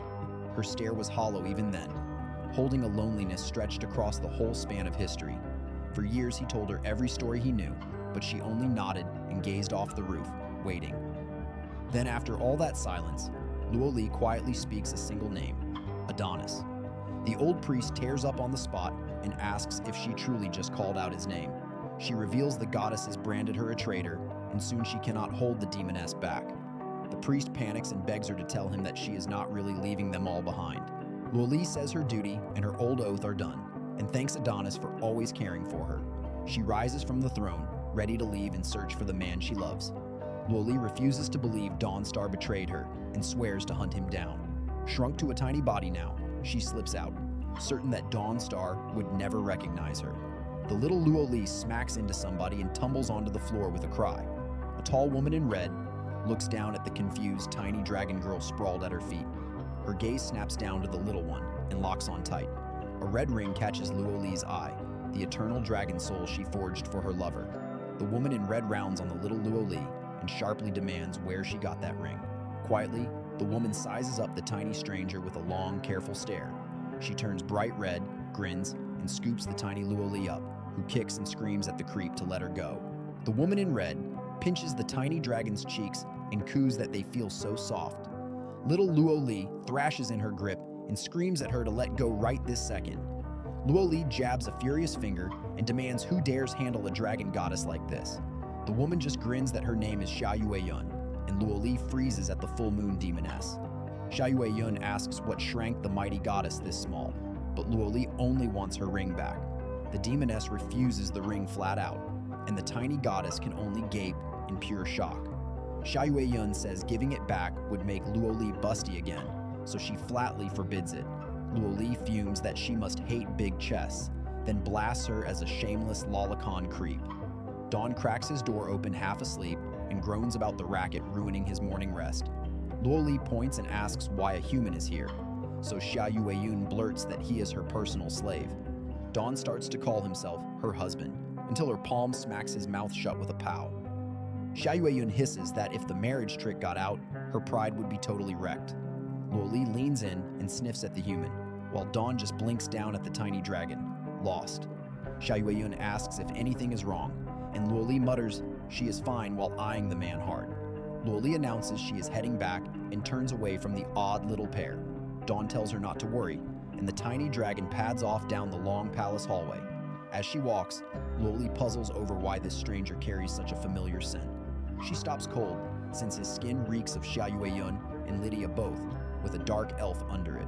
Luoli spreads her little dragon wings and floats up, set on a proper investigation. She shoots out a window and swoops along the tall palace wall with a sharp whoosh. Inside, Dawn crosses his arms and asks if Xia Yueyun really means to bet against him. Xia Yueyun jabs a finger at his chest and declares he must divorce her the instant he loses. She whips out a video game and beams that this alone will settle their entire showdown. Dawn sighs that a win earns him nothing, so Xia Yueyun swears to grant him anything he wants. Xia Yueyun brags she has played these games for centuries, so her odds of losing sit near zero. Dawn stares back at her, completely flat, and squeezes out a single, unimpressed what. He decides to pretend he never heard her offer to toss him a free handicap point. Xia Yueyun kneads his shoulders to force him in, and Dawn counters that each loss costs a garment. The full moon Demoness turns crimson and yelps a shocked hey at his outrageous new rule. Dawn argues a real bet needs both sides to stake a prize they hate to lose, as Luoli peeks in. He teases why she trembles so hard, and Xia Yueyun snaps that of course she wears underwear. Dawn presses her to just admit if she will strip, and Xia Yueyun wails that he is a big bully. Out on the ledge, Luoli hovers, stunned. Sure, no master and servant would act this shameless. She decides barging in is useless, since nobody would trust a little kid over those two. Meanwhile, a maid holds out a fresh cup of tea, and Litia lazily accepts it. Litia asks her aide Sylvie about the slave trade, and Sylvie reports the dens are nearly gone. Sylvie adds that many high officials were caught, and asks whether they should all be executed. Litia warns that killing them leaves empty posts, and those gaps would become a fresh headache. Sylvie suggests promoting the underlings instead. Then Luoli bursts in yelling for Litia. Litia asks the tiny dragon what has her so upset, and Sylvie quietly tenses at her side. Luoli says she has to confirm one thing and slaps a drawing down, asking if they know this man. Litia squints at the sketch and asks the little goddess whether this thing is even a guy. The drawing is a hideous scribble, all smeared paint and one set of fat red lips. Luoli insists it came out perfect and swears she has total faith in her own art. Litia thinks it resembles Wuchen, but Sylvie quickly claims she sees no likeness at all. Luoli jolts and asks how Litia knows his name, and Litia calls the man her own fiancé, Wuchen. The little dragon reels at that word fiancé, while Litia offers to send Wuchen after Dawnstar. Sylvie panics inside, aware of the danger if Luoli exposes Wuchen all on her own. She scoops the tiny dragon up and offers to take Luoli off the queen's busy hands. Sylvie whispers that Litia would kill Wuchen on sight, leaving them no way to question him. Litia happily lets Sylvie cart Luoli off and waves the pair away with a bright farewell. Down the corridor, a green-haired maid strolls along under a tall stack of books. The maid greets Sylvie brightly, but Sylvie only gives a flat little hum back. A round monocle glints over the books as the maid stops with a sharp zip. Litia asks if Daini brought every reference book she wanted, and the maid chirps that she did. Daini slams the pile down and announces every requested book is right here for her lord. Litia flips through one, pleased enough to promise Daini a promotion and a fat raise. Daini beams and says she prepared this whole reading list just for Litia herself. Litia dives into a romance guide beside a scumbag punishment book, smirking that Dawnstar must wait for her. Tiny Luoli stops the dark elf Sylvie, certain she's long known Dawn is secretly Wuchen. Sylvie admits she hid it, because Wuchen has his own mission and his own reasons. She asks if today's goddesses can even guard the world anymore. Luoli stays quiet. The Demonesses forgot that old war. Only Wuchen can cage them, like 1,000 years back. They keep dragging the world down, and with the goddess of creation gone, no one can fight back. Still, Sylvie won't just walk. She asks who guards their own people when the world falls. The words land. Luoli's fists clench as she admits she can't only think about herself. Luoli almost blurts dark elf again before landing on Sylvie, agreeing their people come first. Luoli decides to rework her plan and hands Sylvie the job of watching Wuchen for now. Luoli calls a demoness's charm dangerous. Sylvie doubts anyone would dare that in Litia's palace. Luoli leaves Wuchen with Sylvie and floats off to rethink. The dark elf just stares, silent. Luoli plays the long game now. She'll forgive Wuchen anything if he rebuilds her dragon clan. Meanwhile, Dawn grins over a card game, teasing his so-called wife, down to her very last dress. The demoness fumes centuries of practice can't win a round, even with jewelry counting as clothes. Only the red chipao is left, a cold draft creeping under it. One more loss leaves her bare. Dawn sweetly offers an out, just concede, and stay his wife. Xia Yueyun snaps she'll never fold. She fires herself up, asking why quit now while one real chance is still on the table. Xia Yueyun slams a card down in purple fire, howling this move will pierce the heavens. She fans her cards with a low, creepy laugh, dead sure the game is already hers. The cards fuse into a huge, fiery, three-headed hound. The Red Eye's ultimate dog, and her turn ends. The beast's huge paw crashes down and rocks the whole floor. The hound hits 4,500 attack. Dawn sits at 100 life, and she gloats no card can save him. Dawn only smirks. He's got 4 no-name cards, but swears his old deck holds no weak card. Then Dawn drops into a Buddha pose, arms fanning out with a halo, preaching the heart of the cards. His fingers settle on one card, and it flares with a sharp purple light. Xia Yueyun's face cracks in horror the second she sees what he pulled. 5 cards lock into a ring, and a chained figure claws its way up from the middle. His imprisoned dark magician girl rises up, chained but packing infinite attack, as Dawn cheers. Dawn sends her at the hound, and she rips loose a massive burst stream of destruction. The blast tears through the hound and slams straight into Xia Yueyun. She screams that it's impossible as her life points crash straight to 0. The shockwave rips across her face and blows her hair straight back. Her heart pounds once as the loss finally sinks in. Xia Yueyun face plants, groaning about losing again. Dawn shrugs that easy. I taught her nothing. Now she's lost. Dawn reminds her to honor the bet, eyeing that last piece of clothing on her. Xia Yueyun turns red and freezes, barely squeezing out a nervous huh. Dawn crouches close, cooing, "They're married, so why be shy?" She shrieks. She's taking nothing off. He teases. It's her own fault. A bad example for future kids. She'd die before letting him touch her. Done with the whole marriage, she grabs at a small red jewel pinned to her dress. She yanks at it, stunned it won't budge. Dawn says don't bother. A god-tier item won't slip off. That word sparks an idea. She grins the ring's own shell stripper power should pop it off. A magic circle flares to life under her feet as she fires up the ring's built-in skill. Dawn's grin drops. He knows that circle and begs her not to do what he thinks she's about to. She grins wider, sure a demoness's magic will fuel the shell stripper skill and fling the ring off. Dawn lunges with a panicked yell to stop her, but the circle already roars to full power. The whole thing detonates in a blinding column of light. When it clears, her red dress goes flying loose and lands smack across Dawn's stunned face. A second later, a huge scream rips across the entire palace. That screech is pure full moon demoness, and a sound that loud spells nothing but trouble. Dawn holds the dress out, telling her to quit crying and dress, since he did warn her about fire. She hugs the dress to her chest, red-faced and teary, and begs him to swear he saw nothing. Dawn raises a hand and swears he saw nothing, but the blush gives him away, and she knows better. Then Dawn notices an odd little lump in his glove and stops, honestly puzzled. He holds up a little wobbly slime ball, innocently asking what these 2 soft blobs were for. Xia Yueyun turns scarlet and lunges for it, screaming at the perverted creep to hand it back. Dawn dodges her grab as the truth clicks. Those 2 soft blobs were her chest padding all along. A hand shoots down and snatches the red dress up off the palace floor. It's Xia Yueyun, yanking her clothes back while Dawn just gawks, frozen stiff. She tries to bolt out half naked, so Dawn grabs her and begs her to dress first. Right then, a door swings open, and his wife Sylvie walks in on the whole thing. Sylvie's face cracks as she does the math. A bare girl plus a hug equals cheating. Purple fire roars off her, and she screams that Dawn is a filthy, unfaithful creep. Sylvie whirls out the door, and Dawn bolts after her, begging her to just listen. Xia Yueyun rounds on him too, livid he had a wife and still tricked her into marriage. The word marriage stops Sylvie cold, and she spins back around to stare at them. Dawn swears he was only stopping the demoness, and Sylvie beams with sudden pride. Dressed again, Xia Yueyun mutters that he is still the real sleaze in this room. She jabs a finger at his chest and pins the whole dress explosion squarely on him. Cheeks burning, she swears she will break his control and divorce him one day. Her red eye blazes as she spits that last word right out. Divorce. Fully official.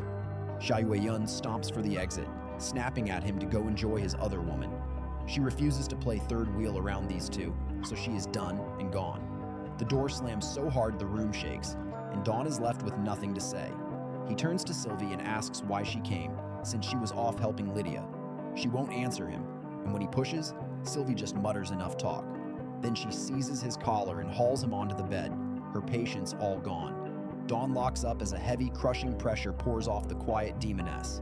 He forces a shaky grin and chirps that he is coming, playing along real fast. Sylvie huffs that she isn't his wife, so Dawn rushes to call her his dearest one. Then she leans in, eyes cold, demanding how many goddesses he wronged back then. Dawn stalls with a nervous grin, claiming he only chased game trophies back then. Sylvie catches the stutter and snaps his victims could fill a whole Avengers League. 100 million coin bounty sits on his head, and she asks what he even did. Dawn drags a hand down his face and admits he truly cannot put it into words. In his old life, he was a gamer who ground every goddess down to farm wedding rings. Dawn groans. This makes him a scumbag, and wishes their memories got wiped too. Sylvie says the goddesses are already fighting over which half of him each one keeps. She strokes his cheek and purrs that she is nothing like those other women. Her smile goes dark as she claims every single part of him belongs to her alone. Dawn squeaks that he loves her back while her grip nearly caves his skull in. Then Sylvie lights up bright pink and blurts that the two of them should have a baby. She is already picking out baby names while Dawn wheezes that he cannot breathe.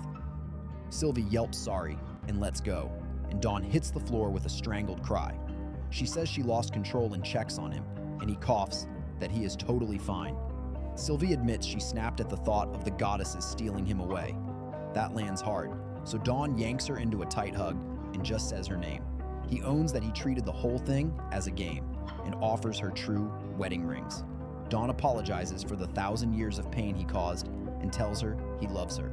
An hour later, a much calmer Sylvie thanks him for finally making her feel better. At the door, she calls him husband and says to forge her gift into that ring. Dawn nods, turning over the glowing red seed she pressed into his palm. He squints at the little sprouting orb with zero clue what it actually is. It reads as an epic fertility seed, so he asks if she wants a whole nursery. Out in the hall, Sylvie strolls along humming, tiny hearts drifting around her. Then she catches her own grin and frets the others will get suspicious of her.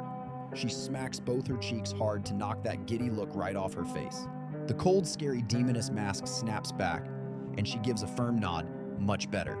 Sylvie vows to keep grinding beside Litia, every last bit of it for Dawn's sake. The scene jumps to that same palace roof at 3 in the morning. Inside Jia Yueyun's room, the floor is buried under stacks of video game cases. Her red eyes lock in, sweat rolling down, as she swears she will not lose to him. Jia Yueyun secretly drills on a controller to beat Dawn at his own game. She howls that winning ends the marriage and finally turns him into her slave. Elsewhere, a hand flips open a thick book with Love Master printed on the cover. It's Litia, who crammed human romance all night just to finally figure Dawn out. She shuts the book, groaning that human hearts are far messier than she ever thought. It's a calm morning at the palace, but inside a video game brawl is going nuclear. On the screen, a fighter hurls a huge energy wave and takes the round clean. The TV flashes a big KO as Jia Yueyun throws her arms up with a scream. Dawn sips his soda and taunts her about all the perfect wins he keeps stacking. She springs up raging that he just spams waves from his corner, so it is void. Dawn reminds her she lost 49 games straight, yet ducked every forfeit. She only pouts, and he sighs that she pulls this shameless act every time. The jab lands, and Jia Yueyun grits her teeth, refusing to eat another loss. Dawn groans that he is done for today and flops face first onto the bed. She shoves a pillow onto his head, yelling at him not to doze off now. Jia Yueyun demands one last round of Monster Hunter, dead sure she cannot lose. To seal it, she conjures a demon contract in purple fire she cannot even break. Bored, Dawn asks her wager, so she bets her castle and all she owns.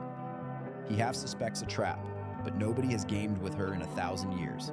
Dawn agrees to play, never catching the sneaky grin she hides behind her hand. Purple sparks erupt as she restates the terms. If she loses, all of it is his. But if Dawn loses, he becomes her slave, doomed to game with her forever.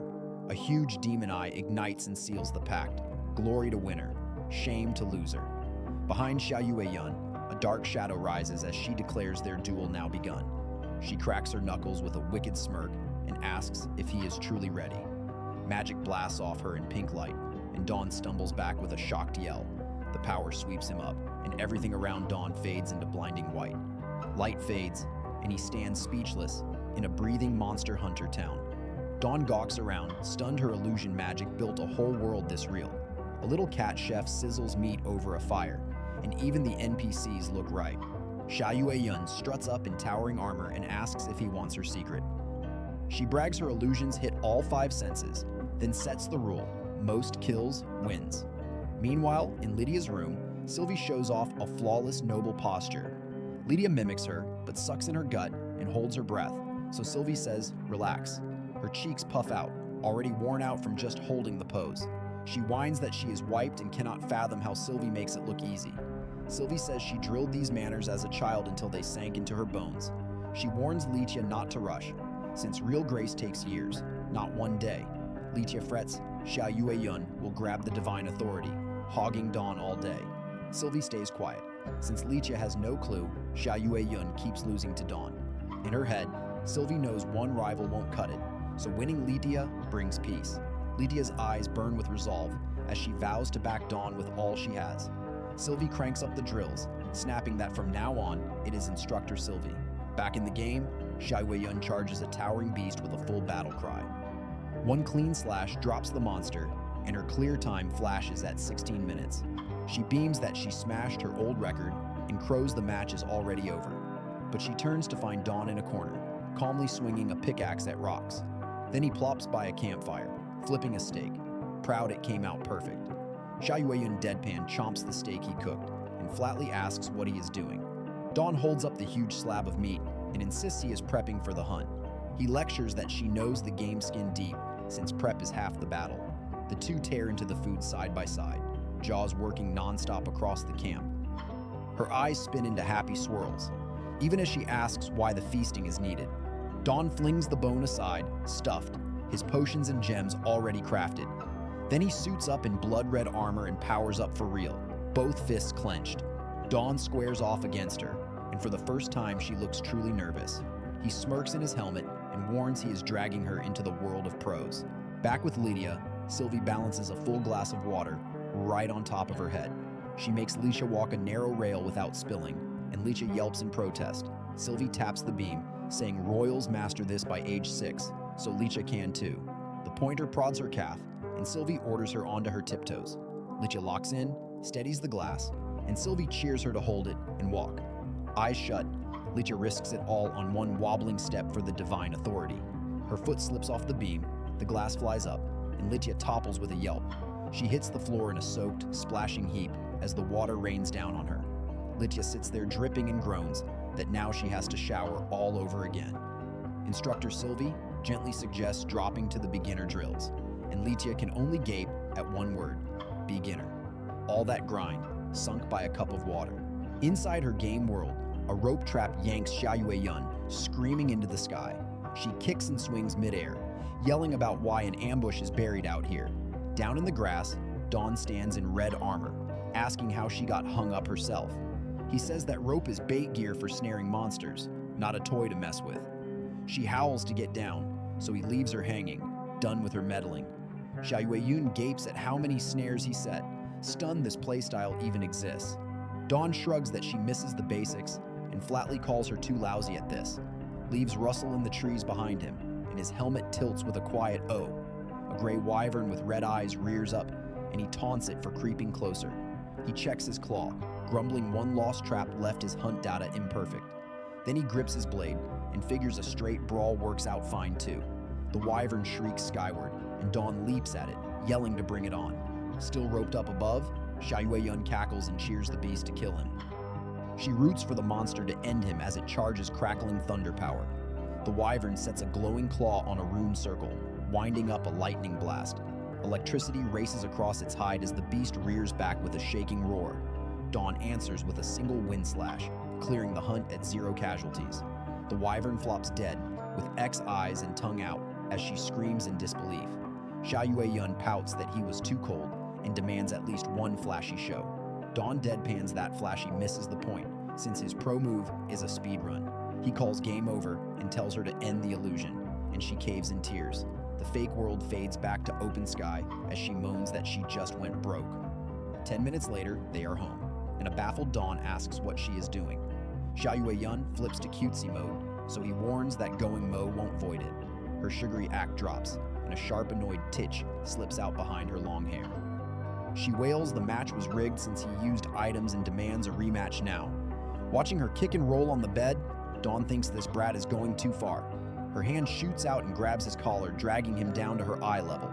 She begs to keep her games and figures, but he won't spoil her any longer. Purple flame bursts between their faces as the old wager pact flares awake. A huge demon eye opens and announces a contract breach from its own signer. It declares the loser now belongs to the winner, and she stammers back, "Slave?"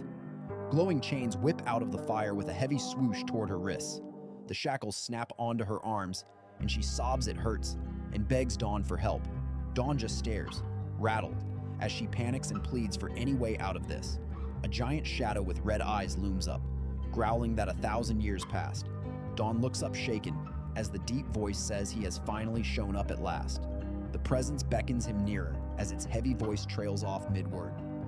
Dark violet energy coils around his shoulder, then whips away in a gust. Back in the room, Dawn frowns, sure that eerie voice felt strangely familiar. Even a proud demoness like Xia Yueyun could not resist that crushing force. He eyes the glowing chain, wondering who wields such power, then frees her. Collared and cuffed, she clutches the leash to her chest as fat tears well up. Dawn kneels and says the pact is live. She wagered it all, so this is on her. He asks if she finally sees why gambling is dangerous, and she breaks down. She screams for her consoles and collections, swearing off every future bet. Dawn sighs and agrees to keep her stuff on loan, warning her not to push it. Still sniffling, Xia Yueyun peeks up and asks in a tiny voice if he means it. She lunges in crying he is such a good guy, then wipes her nose on his sleeve. Dawn pops the glowing collar open with a sharp click and calls it done. She coughs and vows never to feel that again, and he asks who caused it. A system window pings her favorability to rank 2 and unlocks a mana skill. Curious, Dawn asks her straight if she still truly loathes him after all this. She flushes bright red and snaps that she still hates him, kind acts or not. But she turns away, hiding a giggle, and he reads the tsundere act clearly. Peeking back, Xia Yueyun mumbles that he does turn out useful now and then. Arms crossed, she admits she would not mind a gaming buddy around sometimes. Dawn ribs her for going masochist, so she vows a rematch, and he grins, just never bet the marriage again. Dawn grabs the demon queen Xia Yueyun from behind, and she yelps he's pouncing. Both flush red, and she asks if his training just means hugging her like this. He swears he won't try anything, and she caves with a shy, embarrassed fine. A system window offers mana replenish now they touch, and Dawn tells it to fire. Purple light floods off Xia Yueyun with a whir, and she demands what the glow is. Dawn grins it worked, since mana replenish will lend him a slice of her stats. The status board shows her power bleeding into him, warning him not to stop early. A palace crystal glows, summoning Xia Yueyun to the weekly conference she forgot. She panics but tells the caller not to cancel. She'll warp over with space magic. The caller is Hemraz, her Lamia aide, who adjusts her glasses and seats the lords. Hemraz coils on her snake tail, saying the subordinates are eager to report wins. Xia Yueyun wails she nearly died forgetting, and Dawn asks what conference this is. She begs him to let her go first and finish the replenish thing later. Dawn refuses, since the skill can't be switched off once it starts. She grits her teeth, her only play now to fool the whole room with illusions. Xia Yueyun links their room to her palace, warning Dawn to stay hidden and still. She casts spatial exchange, and the two vanish inside a crackling purple ring. The portal roars open as Hemraz waits on the far side for her queen to land. Xia Yueyun drops in with eyes glowing red, her disguise wrapped over her real face. Hemraz welcomes her home, and Xia Yueyun stiffly tells her to start the conference. Dawn stands invisible behind the throne as Xia Yueyun asks who reports first. A masked demon lord senses her nerves and asks why the queen seems so anxious. Dawn waves a hand in Hemraz's face, proving the aide truly cannot sense him. Hemraz asks Xia Yueyun to please sit so they can begin, and the queen freezes up. Another lord asks what's wrong, since they've held these meetings countless times. Xia Yueyun clamps her eyes shut and decides she has to press her luck and sit. Dawn catches what's coming and screams in his head for her not to sit on him. Too late, she drops right into his lap, and Dawn's face twists into a silent howl. Xia Yueyun's mouth drops open, cheeks burning, as she squeaks a strangled eek. A bundled reporter pops onto snowy Himalayan peaks, gushing over their majesty. Hemraz frets. The queen looks unwell, and Xia Yueyun waves it off and says proceed. A gray clawed paw shoots up as a guardian offers to report the raids in his lands.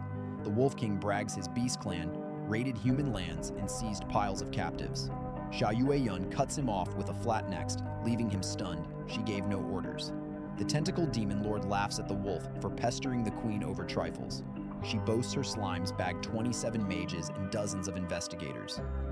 Dawn mutters an amused ah and teases her lords for one-upping each other. His bandaged hand brushes her thigh, and she yelps a hushed, "What are you doing?" Dawn smirks she won't dare make a scene and lose face before her subordinates. He presses cheek to cheek and eases off, sure she's caught the line he wants. Xia Yueyun raises a shaky hand and orders every captive freed, and the lord balks. Xia Yueyun narrows her glowing eyes and snaps, asking if she must repeat herself. The tentacle lord recoils as the queen orders all lords to free their captives too. Xia Yueyun ends the meeting and leaves the rest to Hemraz, who says she's got it. The queen shouts adjourn and warps out of the hall in a spiral of blue light. Dawn's face reappears in the swirl, worn out but relieved the bluff actually held. Back in the hall, Hemraz keeps things running, handing out next week's raid quotas. Home again, Xia Yueyun slumps on Dawn, gasping the illusion nearly slipped. She grumbles how long this hug drags on, and Dawn says the spell simply runs long. A door bangs open as Dawn cracks that a mad woman is out there screaming her name. A bunny-eared demoness kicks it in, snarling that she acts like she owns the palace. Beside her, a second intruder with long dark hair narrows her red eyes, suspicious. The dark-haired one asks where Xia Yueyun hid Dawn, while he grins unseen behind her. Still, the bunny-eared one calls her a liar, swearing Dawn came in this morning. The dark-haired one says she tore the palace apart hunting him and won't quit now. Xia Yueyun sweats behind her mask, sure one step closer will shatter her disguise. The two demonesses stalk closer, and Xia Yueyun panics inside over how to escape. Xia Yueyun whispers to the hidden Dawn to hold the illusion steady while she throws the intruders off. The bunny-eared Litia catches her glancing aside and snaps that she must be scheming again. Her wedding ring never fell under the illusion, so it stays visible and risks giving her away. Litia leans in with narrowed eyes and mutters that this whole thing looks deeply suspicious. Without warning, Litia lunges at her, and Xia Yueyun barely jerks back from the swoop. Litia clamps down on her hands and demands to know what she keeps hiding in them. She wrenches the fingers apart while Xia Yueyun shrieks that it hurts, again and again. Litia finds nothing at all, and huffs, so Xia Yueyun snaps back that she is a psycho. Xia Yueyun begs her to let go before the arm snaps, and Litia coldly calls this nothing. The little dragon girl tumbles in and tells Litia she searched everywhere but found no Dawn. Xia Yueyun jumps on that, insisting she said all along that Dawn was never here. Litia finally backs off, admitting he must have already slipped out of the palace. Still fuming, Litia mocks her as an arrogant, unfeminine fool doomed to die unmarried. Xia Yueyun fires back that Litia is single too, and Litia insists she just never found anyone worthy. Behind the throne, Invisible Dawn watches and marvels that two demonesses are brawling over love lives. Litia drops the search at last and announces she is heading back home for now. She warns Xia Yueyun that she was lenient before, but this time she will not yield. Litia swears she will seize the divine authority by any means and bow to no one. The door bangs shut behind Litia, and Xia Yueyun scoffs that the divine authority does not even exist. Dawn flickers back beside her, pokes her cheek, and the two finally breathe out. Then Xia Yueyun jabs at the little dragon girl still crouched quietly in the room. She asks the child why she stayed, instead of leaving with Litia and the rest. The girl answers flatly that she has a serious matter she wants to discuss. Dawn studies her and asks Xia Yueyun if this tiny child could really be who he thinks. Xia Yueyun confirms she is the dragon goddess, Dawn's close friend from years back. Apparently she shrank after losing her divine rule and the power that forged the ring. The tiny goddess tilts her head while Dawn still cannot believe his old friend became this. The goddess asks why they went silent, and Xia Yueyun blurts that she just got distracted. The goddess asks Xia Yueyun to join her Avenger crew and help hunt the man called Dawnstar. Dawn and Xia Yueyun freeze, since the hunted man is really Dawn sitting right there. The goddess leans in, sure Xia Yueyun was forced into marrying Dawn, and asks her to join up. She declares she built a perfect revenge plan, and Xia Yueyun stammers about taking part. Behind the throne, the invisible Dawn quietly nods, signaling her to play along with it. Xiaoyun caves and accepts, and the little goddess cheers that Dawn cannot escape now. The goddess points high and declares her plan to seize Dawn is in effect immediately. The goddess takes her leave, promising to make contact once the right time comes. Dawn shimmers back into view, wipes his sweat, and sighs that the danger finally passed. Xiaoyun teases that he has only himself to blame and is in real trouble now. She huffs and flat out calls him a giant idiot for the whole mess. Dawn admits his own careless choices from back then are coming back to bite him hard. He waves off her questions and says he has to head back to his own place now. Xiaoyun protests that he promised to play games, and Dawn says he lost the mood. His gloved hand grips the door handle as he adds one last thing before leaving. Dawn asks whether she will truly start scheming against him once the plan kicks off. He warns that she and all she owns belong to him. Then the door slams on her caught face. Out in the corridor, Dawn walks away, thinking how strangely all his old targets turned out. He sighs that the girls he once treated as game characters are real people and frets over the love debt. Out of nowhere, a boot slams into his backside, and Dawn yelps in sharp pain. He whirls around to find Litia standing there, arms crossed, and gasps at why she came. Litia snaps that she hunted him all day, fuming that he keeps running to that slimy demoness. Dawn throws up his hands and swears nothing happened. They only played her video game console. Litia frowns at the machine, dismissing it as rigged magic tech with nothing fun about it. Dawn sweet-talks her, saying he felt lonely and bored while she stayed buried in work. Litia flushes red and mumbles that maybe she spoke too fast, and it was her own fault. Still blushing, she says she will not cage him, but begs him to share where he goes. Dawn gives a sly little smile and calmly tells her he heard every single word. He agrees with a smooth, "No problem," clearly not meaning one bit of it. Far into the night, the palace rooftop sits silent under a full pale moon. A single foot lands on the tiles with a soft tap that breaks the stillness. Shadowy masked figures swoop down through the dark toward the sleeping halls below. 3 masked demonesses touch down in the garden, silent and low to the ground. The smallest one, eyes sharp above her mask, signals that they slipped in clean. The dragon goddess throws her arm up and declares the plan to seize Dawn has finally begun. In the dark garden, the little goddess tells her masked crew that Dawn is in reach, so they strike tonight. She leans in and promises just 3 quick steps will shove him into his own grave. One girl asks about the plan, so the goddess lays out step 1, sneak into Dawn's room with Xiaoyun's magic, then drug his drink. She trails off on the last step, and another of them nervously asks what step 3 is. The goddess grins behind her mask and says step 3 is putting down their own golden goose. Her crew just blinks, totally lost, and asks who the goose is. She means Dawn, obviously. Then someone asks about the eggs, and it finally clicks. They are really tricking Dawn. The scene cuts to Dawn's room, where his gloved hand snaps shut a book on handling scumbags. He scratches his cheek in dotted pajamas, muttering about a weird ache out of nowhere. A knock hits the door, and a maid asks to come in, so Dawn tells her to enter. The door creaks open on a green-haired maid with a tray, saying Litia sent her with warm milk. The maid bows low, explaining Litia noticed how hard he works and wanted to thank him. Dawn buys every word and grins that Litia is being surprisingly sweet for once. He takes the glass, telling himself it would be rude to turn down her kindness. Dawn drains the whole thing while the maid watches with a quiet little smile. The empty glass slips from his hand and shatters across the floor. His body drops right after, folding onto the cold tiles as his legs fail. From the floor, Dawn chokes out a question, asking what she slipped into that drink. The maid only chuckles that he cannot place her voice, so he must have forgotten her. She adds she kept her real voice under the disguise for him, and it still meant nothing. She offers one last chance to know her face, and Dawn breathes out her name, Luo Li.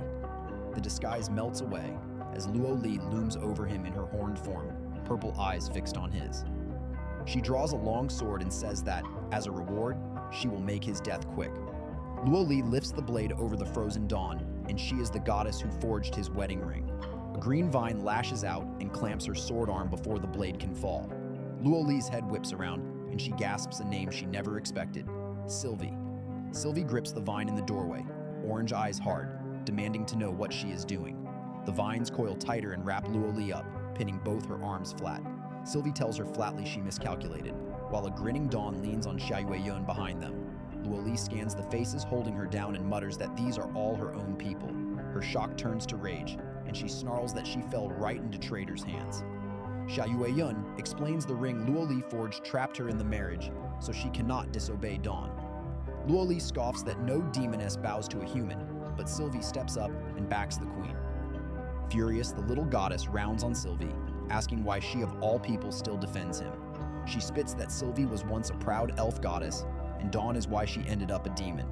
Dawn stammers that Sylvie really is the elf goddess, but she shrugs that being a demon changes nothing. Sylvie says being near the man she loves is enough, and Dawn quietly thanks her. The other girls pile on for attention, and Xia Yueyun is already planning a beach honeymoon. Off to the side, Luo Li watches the warmth and wonders why these old enemies laugh together.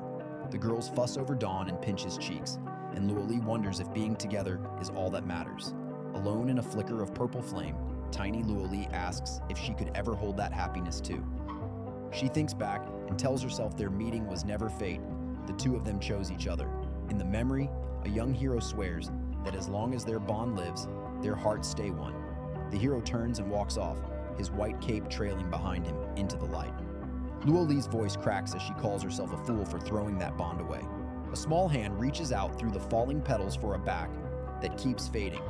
She sobs that she wants to soar through the skies beside him again.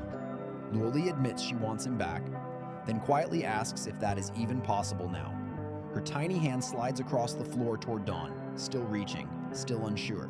Dawn's hand clamps over hers and holds it tight against the tiles. He smiles down at her, warm and steady, and does not let go. Dawn kneels and tells her to forget it all, that he vanished for years but is staying now. Luo Li's purple eyes brim with tears as she barely whispers his name. Dawn scoops the tiny goddess into a hug and tells her to quit crying like a baby. Luo Li burrows into him, blushing, snapping that a child gets to act as fragile as she likes. Dawn hisses that everyone is still watching, while Xia Yueyun eats popcorn and jokes that cuddling a kid earns 10 years. Xia Yueyun turns to Sylvie for her take, and Sylvie coolly claims she cannot envy a child. Pressed for an answer, Sylvie insists this whole soft scene does not concern her at all. Then a wary voice drifts in from the hall, asking who is making all that noise.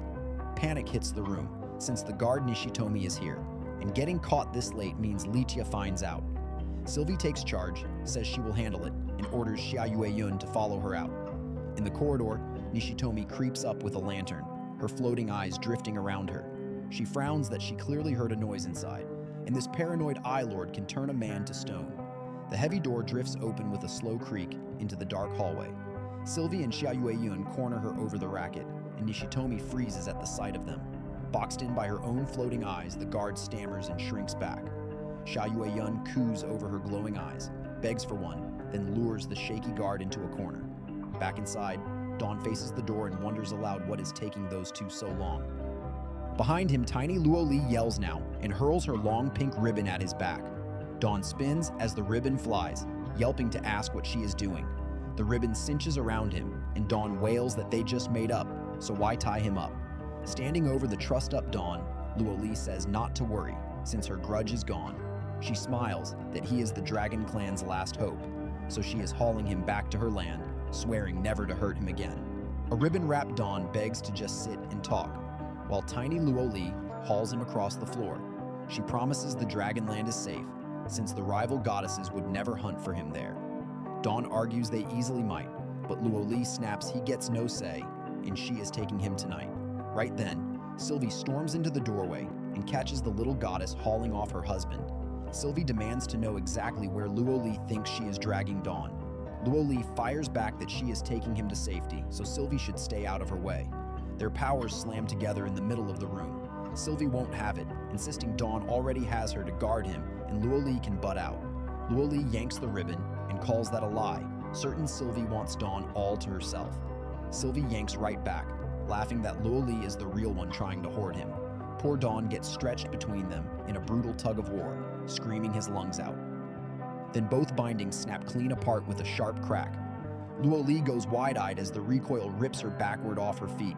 She tumbles through the air and Dawn's hand shoots out as he shouts her name in a panic. Luo Li catches the fear on his face and softly says, "So that is how it is." Dawn keeps reaching for her, and she sees he still cares whether she gets hurt.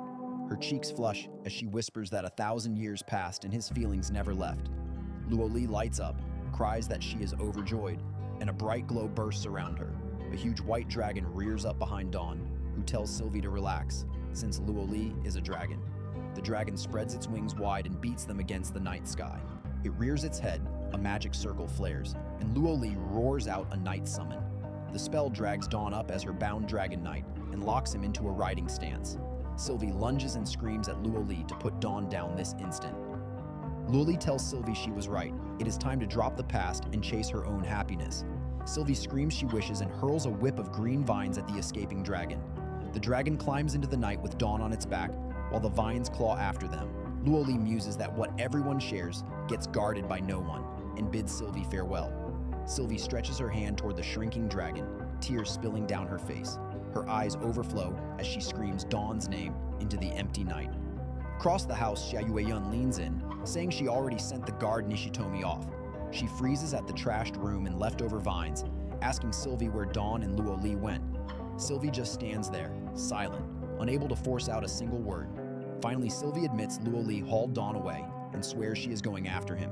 She pushes herself up off the floor while Xia Yueyun watches from the doorway. Sylvie's eyes blaze as she vows to save him whatever it costs and asks Xia Yueyun to help. Xia Yueyun scoffs that they are a couple in name only, so Sylvie huffs off to go alone. That stings, and Xia Yueyun barks whether Sylvie's head is screwed onto her stomach.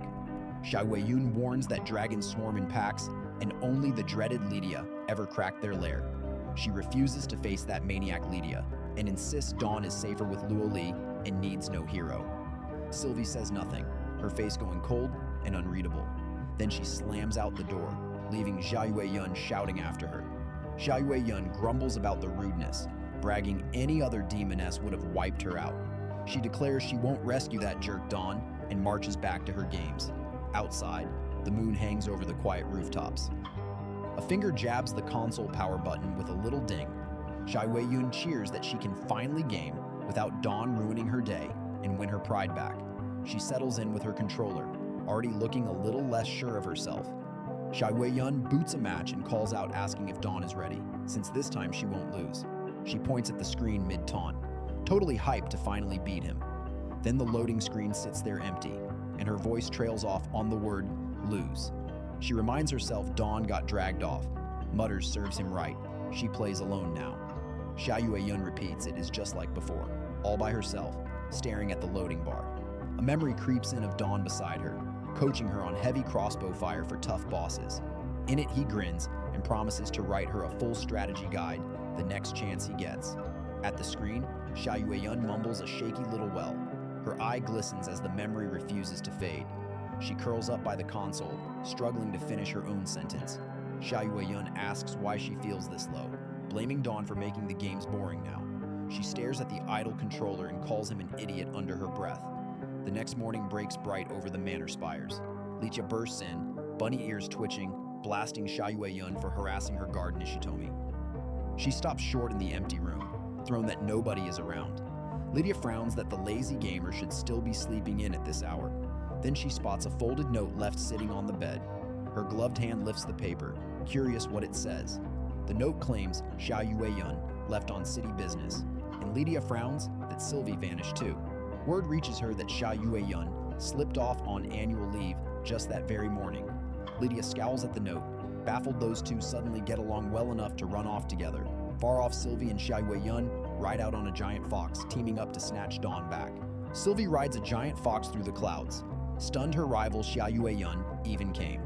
Xia Yueyun plays it cool, but admits Dawn's sudden vanishing left her weirdly uneasy. Sylvie grins and points out that her rival clearly cares about the guy. Xia Yueyun flushes and blames boredom, since gaming alone got dull fast. Sylvie's eyes blaze as she swears the two of them will drag Dawn back home. The fox rockets off with a sharp whoosh, both women yelling for Dawn to hold on. Far off, the dragon holy grounds rise in golden spires, with dragons circling the peak. Inside the central temple, a huge golden dragon opens a grand council of clan elders. Luo Li reminds them 1,000 years of unity made the clan rival a demoness. She warns their strength now fades into crisis, why she left for 1,000 years. Luo Li throws her arms wide and declares that today, at last, she has returned. She points at Dawn as the clan's savior, and he panics and blurts out, "Wait, him?" The Crimson Chief scowls, asking what a dragon gains from marrying such a puny race. Marie Rose backs her, insisting dragons have no reason to bond with humans. Dawn fires back that dragons and men are allies, then mocks them for taking human form too. Marie Rose stumbles, claiming dragons only wear a human shape for pure convenience. A staff cracks the floor as a booming voice orders Marie Rose to knock it off. The Gilded Chief She-Ra rises, snapping the sacred hall is no place for squabbles. Still, She-Ra waves Luo Li onward, and Luo Li answers with a calm little nod. Luo Li insists mankind isn't weak, and their magic tech is real and worth adopting. The green and black chiefs push back, sure their dragon breath is all they need. A gloved hand shoots up as Dawn cuts in to give the old council his honest take.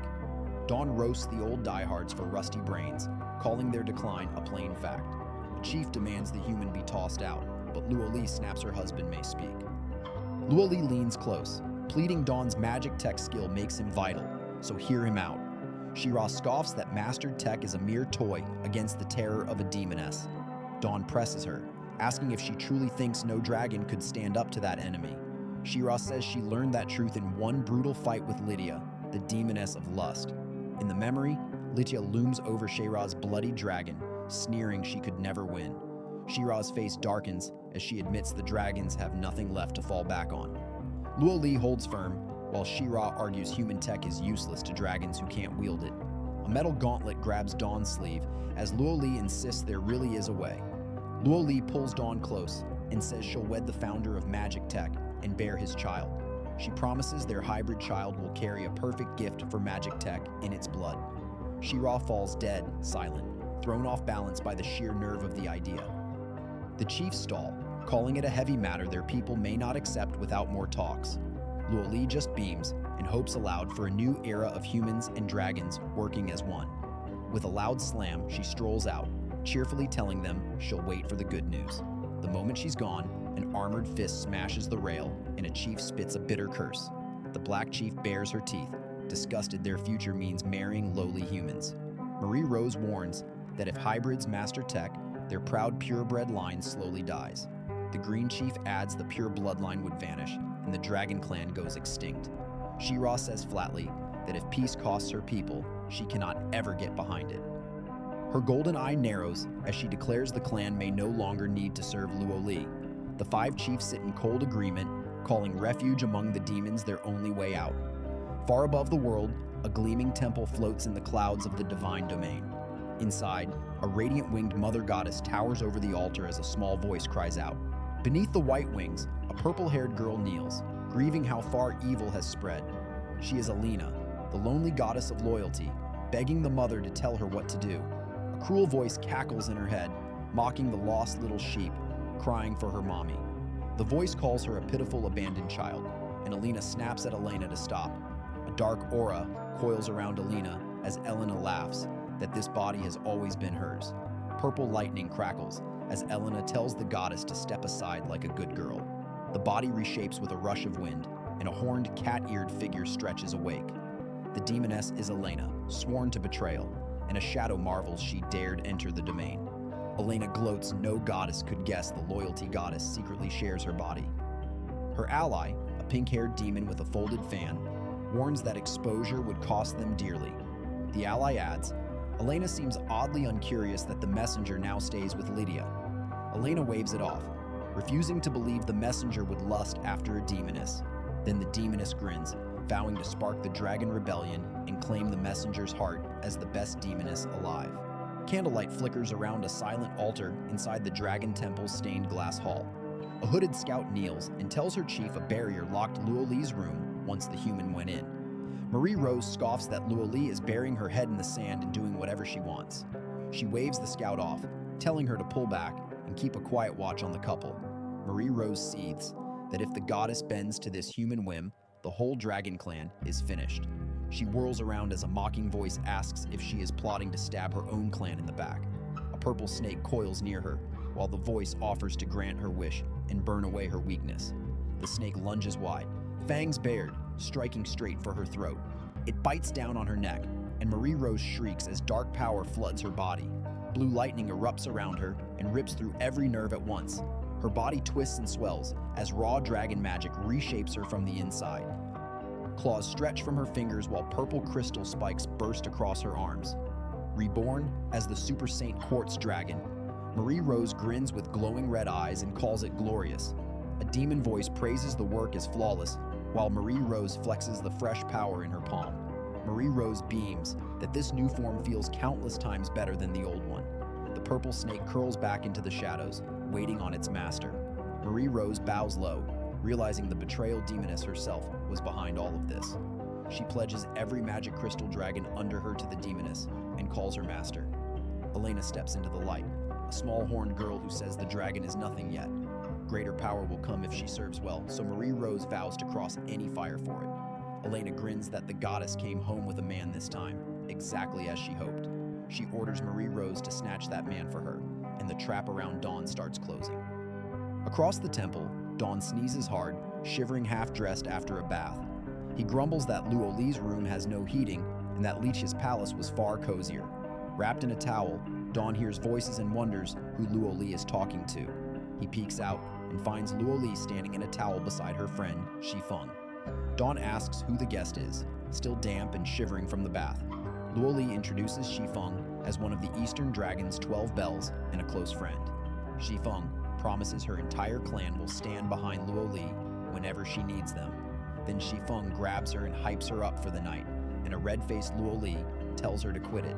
Dawn only blinks, lost on what could possibly deserve this much fuss. He walks up and asks Luo Li straight out what the two of them were discussing. Luo Li freezes, cheeks burning, and can barely stammer out a single word. The old council meeting clicks for Dawn, who asks if she truly wants to sleep with him. Luo Li looks away, far too flustered to give him any answer. She quietly asks whether wanting this really makes her so wrong. Her towel slips as she asks if Dawn hates her, if that drove him to leave. Dawn quickly tells her no, it is nothing like what she is picturing. He pulls Luo Li into a tight hug before she can spiral any further. She buries her face against him, silver hair falling over his arm. Luo Li whispers that she waited and searched for him for so long. Tears well up as she admits she has been alone this whole time. Her words land hard because Dawn has felt that same emptiness since the system dropped him here. Back in his old world, Dawn was a burned-out office drone with no friends and no one to love. When the game villains he once beat turned into real women, guilt hit, and he only wanted to run.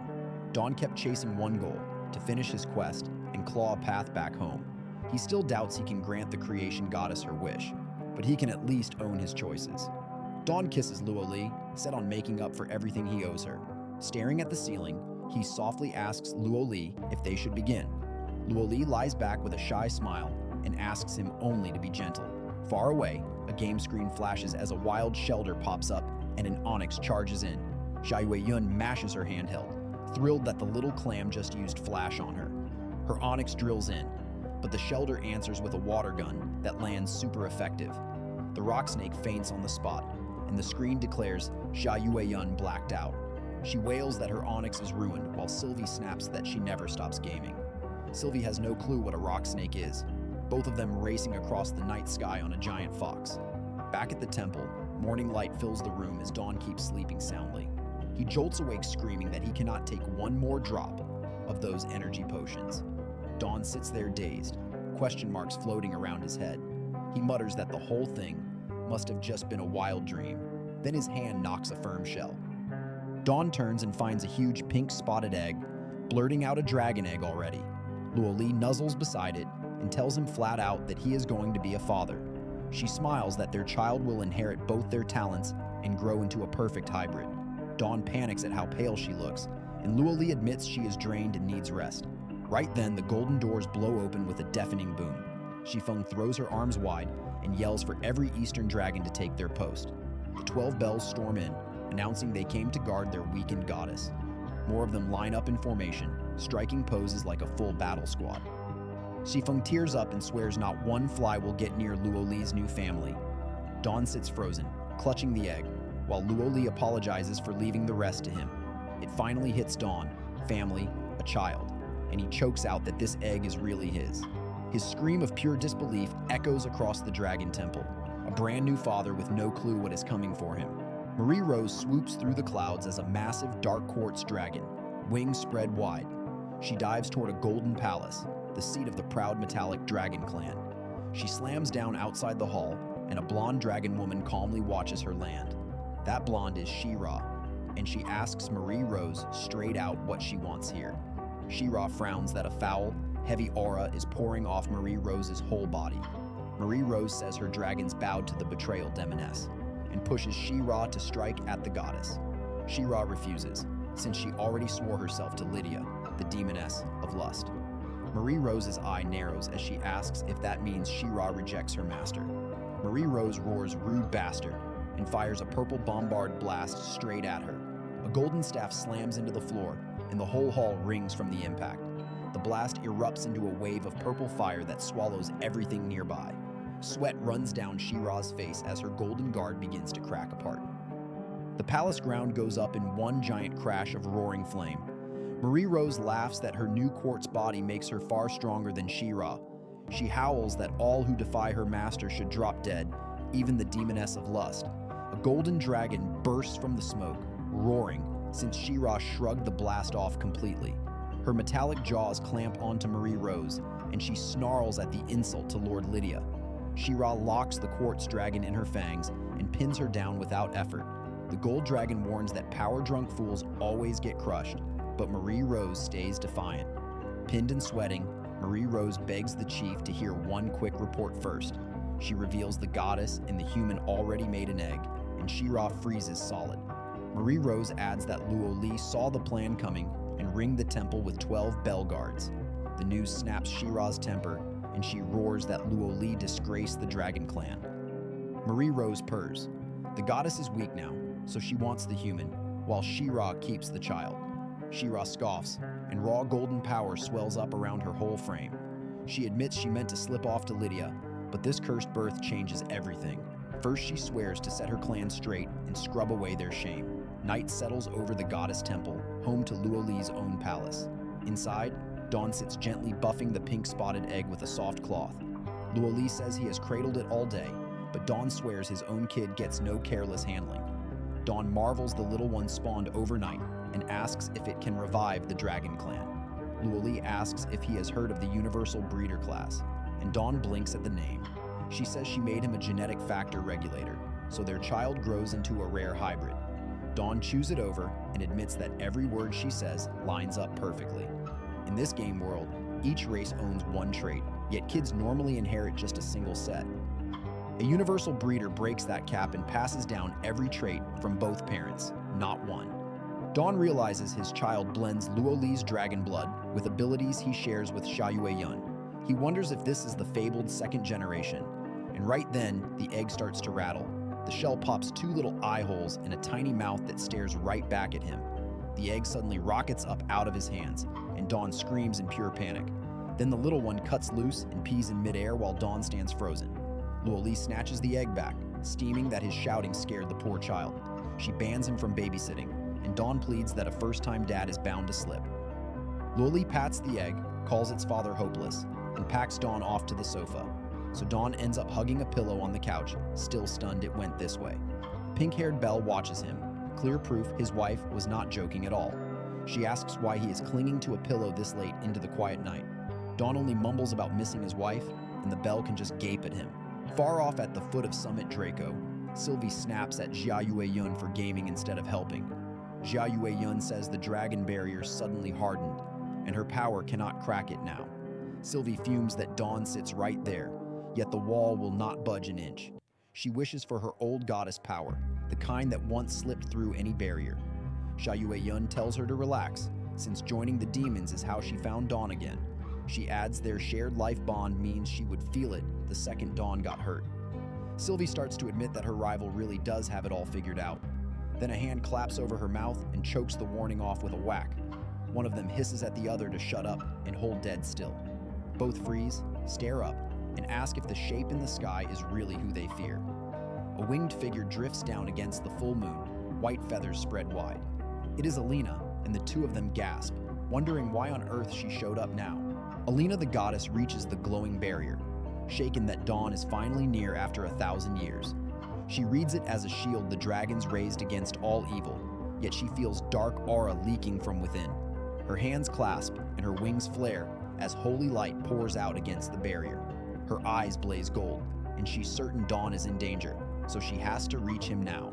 Outside the same wall, Sylvie and Xiaoyun are stuck. Xiaoyun begs Sylvie to ask the goddess of loyalty to let them inside. Sylvie goes quiet, then admits she's a demon now, so Alina would never help her.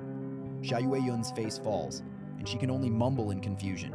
Sylvie adds their old friendship was never as sweet as Xiaoyun pictures. Far above, Alina keeps flying and closes the gap on the barrier fast. 1,000 years back, Sylvie teased Alina for lighting up the second she heard news of that man. She cackled and asked if the guy was really that good. Alina buried her face, mortified. Sylvie needled that the man left her waiting 1,000 years, so why not hate him? Alina snapped back, but Sylvie laughed. She only wants him to snatch him away. Sylvie leaned in and asked if Alina truly wants Dawn, then offered to help her grab him. In the present, a dark shape with burning red eyes looms over a small figure and roars at it to hand its body over. An eye ringed with demon marks snaps wide in panic and gasps that it still isn't finished. A huge blue vortex tears open the sky. Out of it, the betrayal demoness bursts with a laugh. One black wing spread wide as she hurls a dark strike. Down below, Sylvie whips around as the blast shoots toward them. Xiaoyun panics and asks how Alina turned into a demoness. Sylvie hisses at her to stay quiet. Sylvie grits her teeth and curses that the betrayal demoness picked now to stir up trouble. Over at the demon base, the betrayal demoness welcomes a returning servant and says they've waited a while. She asks Marie Rose to report on the task she was handed. Marie Rose says the metallic dragon chief refused, but the black and green dragons finally agreed to join. The newcomers pledge full loyalty, but the demoness scoffs that clan traitors who preach it miss the point. She makes it plain she craves total submission, and anyone who won't bow meets a grim end. Marie Rose grovels that she gets it. Then she asks if the human is caught. Marie Rose admits Dawn keeps hiding in the goddess's palace, so she never got a shot. The demoness sneers and asks if Marie Rose can't handle even this simple job. A silent horned man stands off to the side and just watches the exchange. Marie Rose's dark silhouette flares, and her eyes glow a furious red. She drops low and begs, since her master gave her strength, yet she still can't beat the goddess. The demoness answers with one cold word: worthless. Then she shrugs it off, since even trash has its uses. She tells Marie Rose to leave the man be, and instead ring the barrier with rune stones while recruiting more dragon tribes. Marie Rose stammers a shaky yes, master. The demoness lifts a purple flame and vows that she herself will meet Dawn face to face. Then an eye snaps open, the pupil sharp and awake. Alina wakes on a red sofa under a sheet and asks where on earth she is. Dawn strolls over with a cup and asks if she's finally awake. He explains the guards found her passed out at the temple gate last night, and it scared him. Alina apologizes for having no memory of the night and asks if she truly fainted. Dawn nods, then jokes that he gave up his sofa and slept on the cold floor. Alina keeps scooting away down the couch. Dawn asks about the distance and whether she dislikes him. Alina insists it's nothing. She's simply not used to being close to anyone. Dawn frowns inside, since he realizes her shut-in problem was never fixed. Even though he supposedly solved it once, he lays out the truth. This world runs on a dating game where a goddess with recurring amnesia turned reclusive, and the player is her fixer. His cleared routes became real, since the Sylvie and Luo Li quests all came true. Yet Alina's own problem still stumps him. Alina sits stiffly beside him, cheeks flushed red. Dawn tells her to relax and stay put, then asks if she remembers why she came here. Alina says she came to find Luo Li, since there had been no word from her for a while. Dawn's eyes narrow because there it is.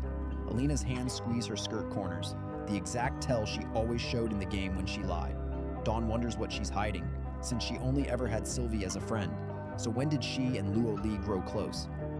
Alina fumbles that two goddesses ought to get along, then panics inside that this man reads her lies. Dawn calls it flat out and notes she's always been withdrawn, and even lost her bond with Sylvie to a sudden silence. Then he names the real reason she came. It all comes down to one man, the one she's actually looking for. Alina freezes and spins around, shaken, and asks how he could possibly know all of this.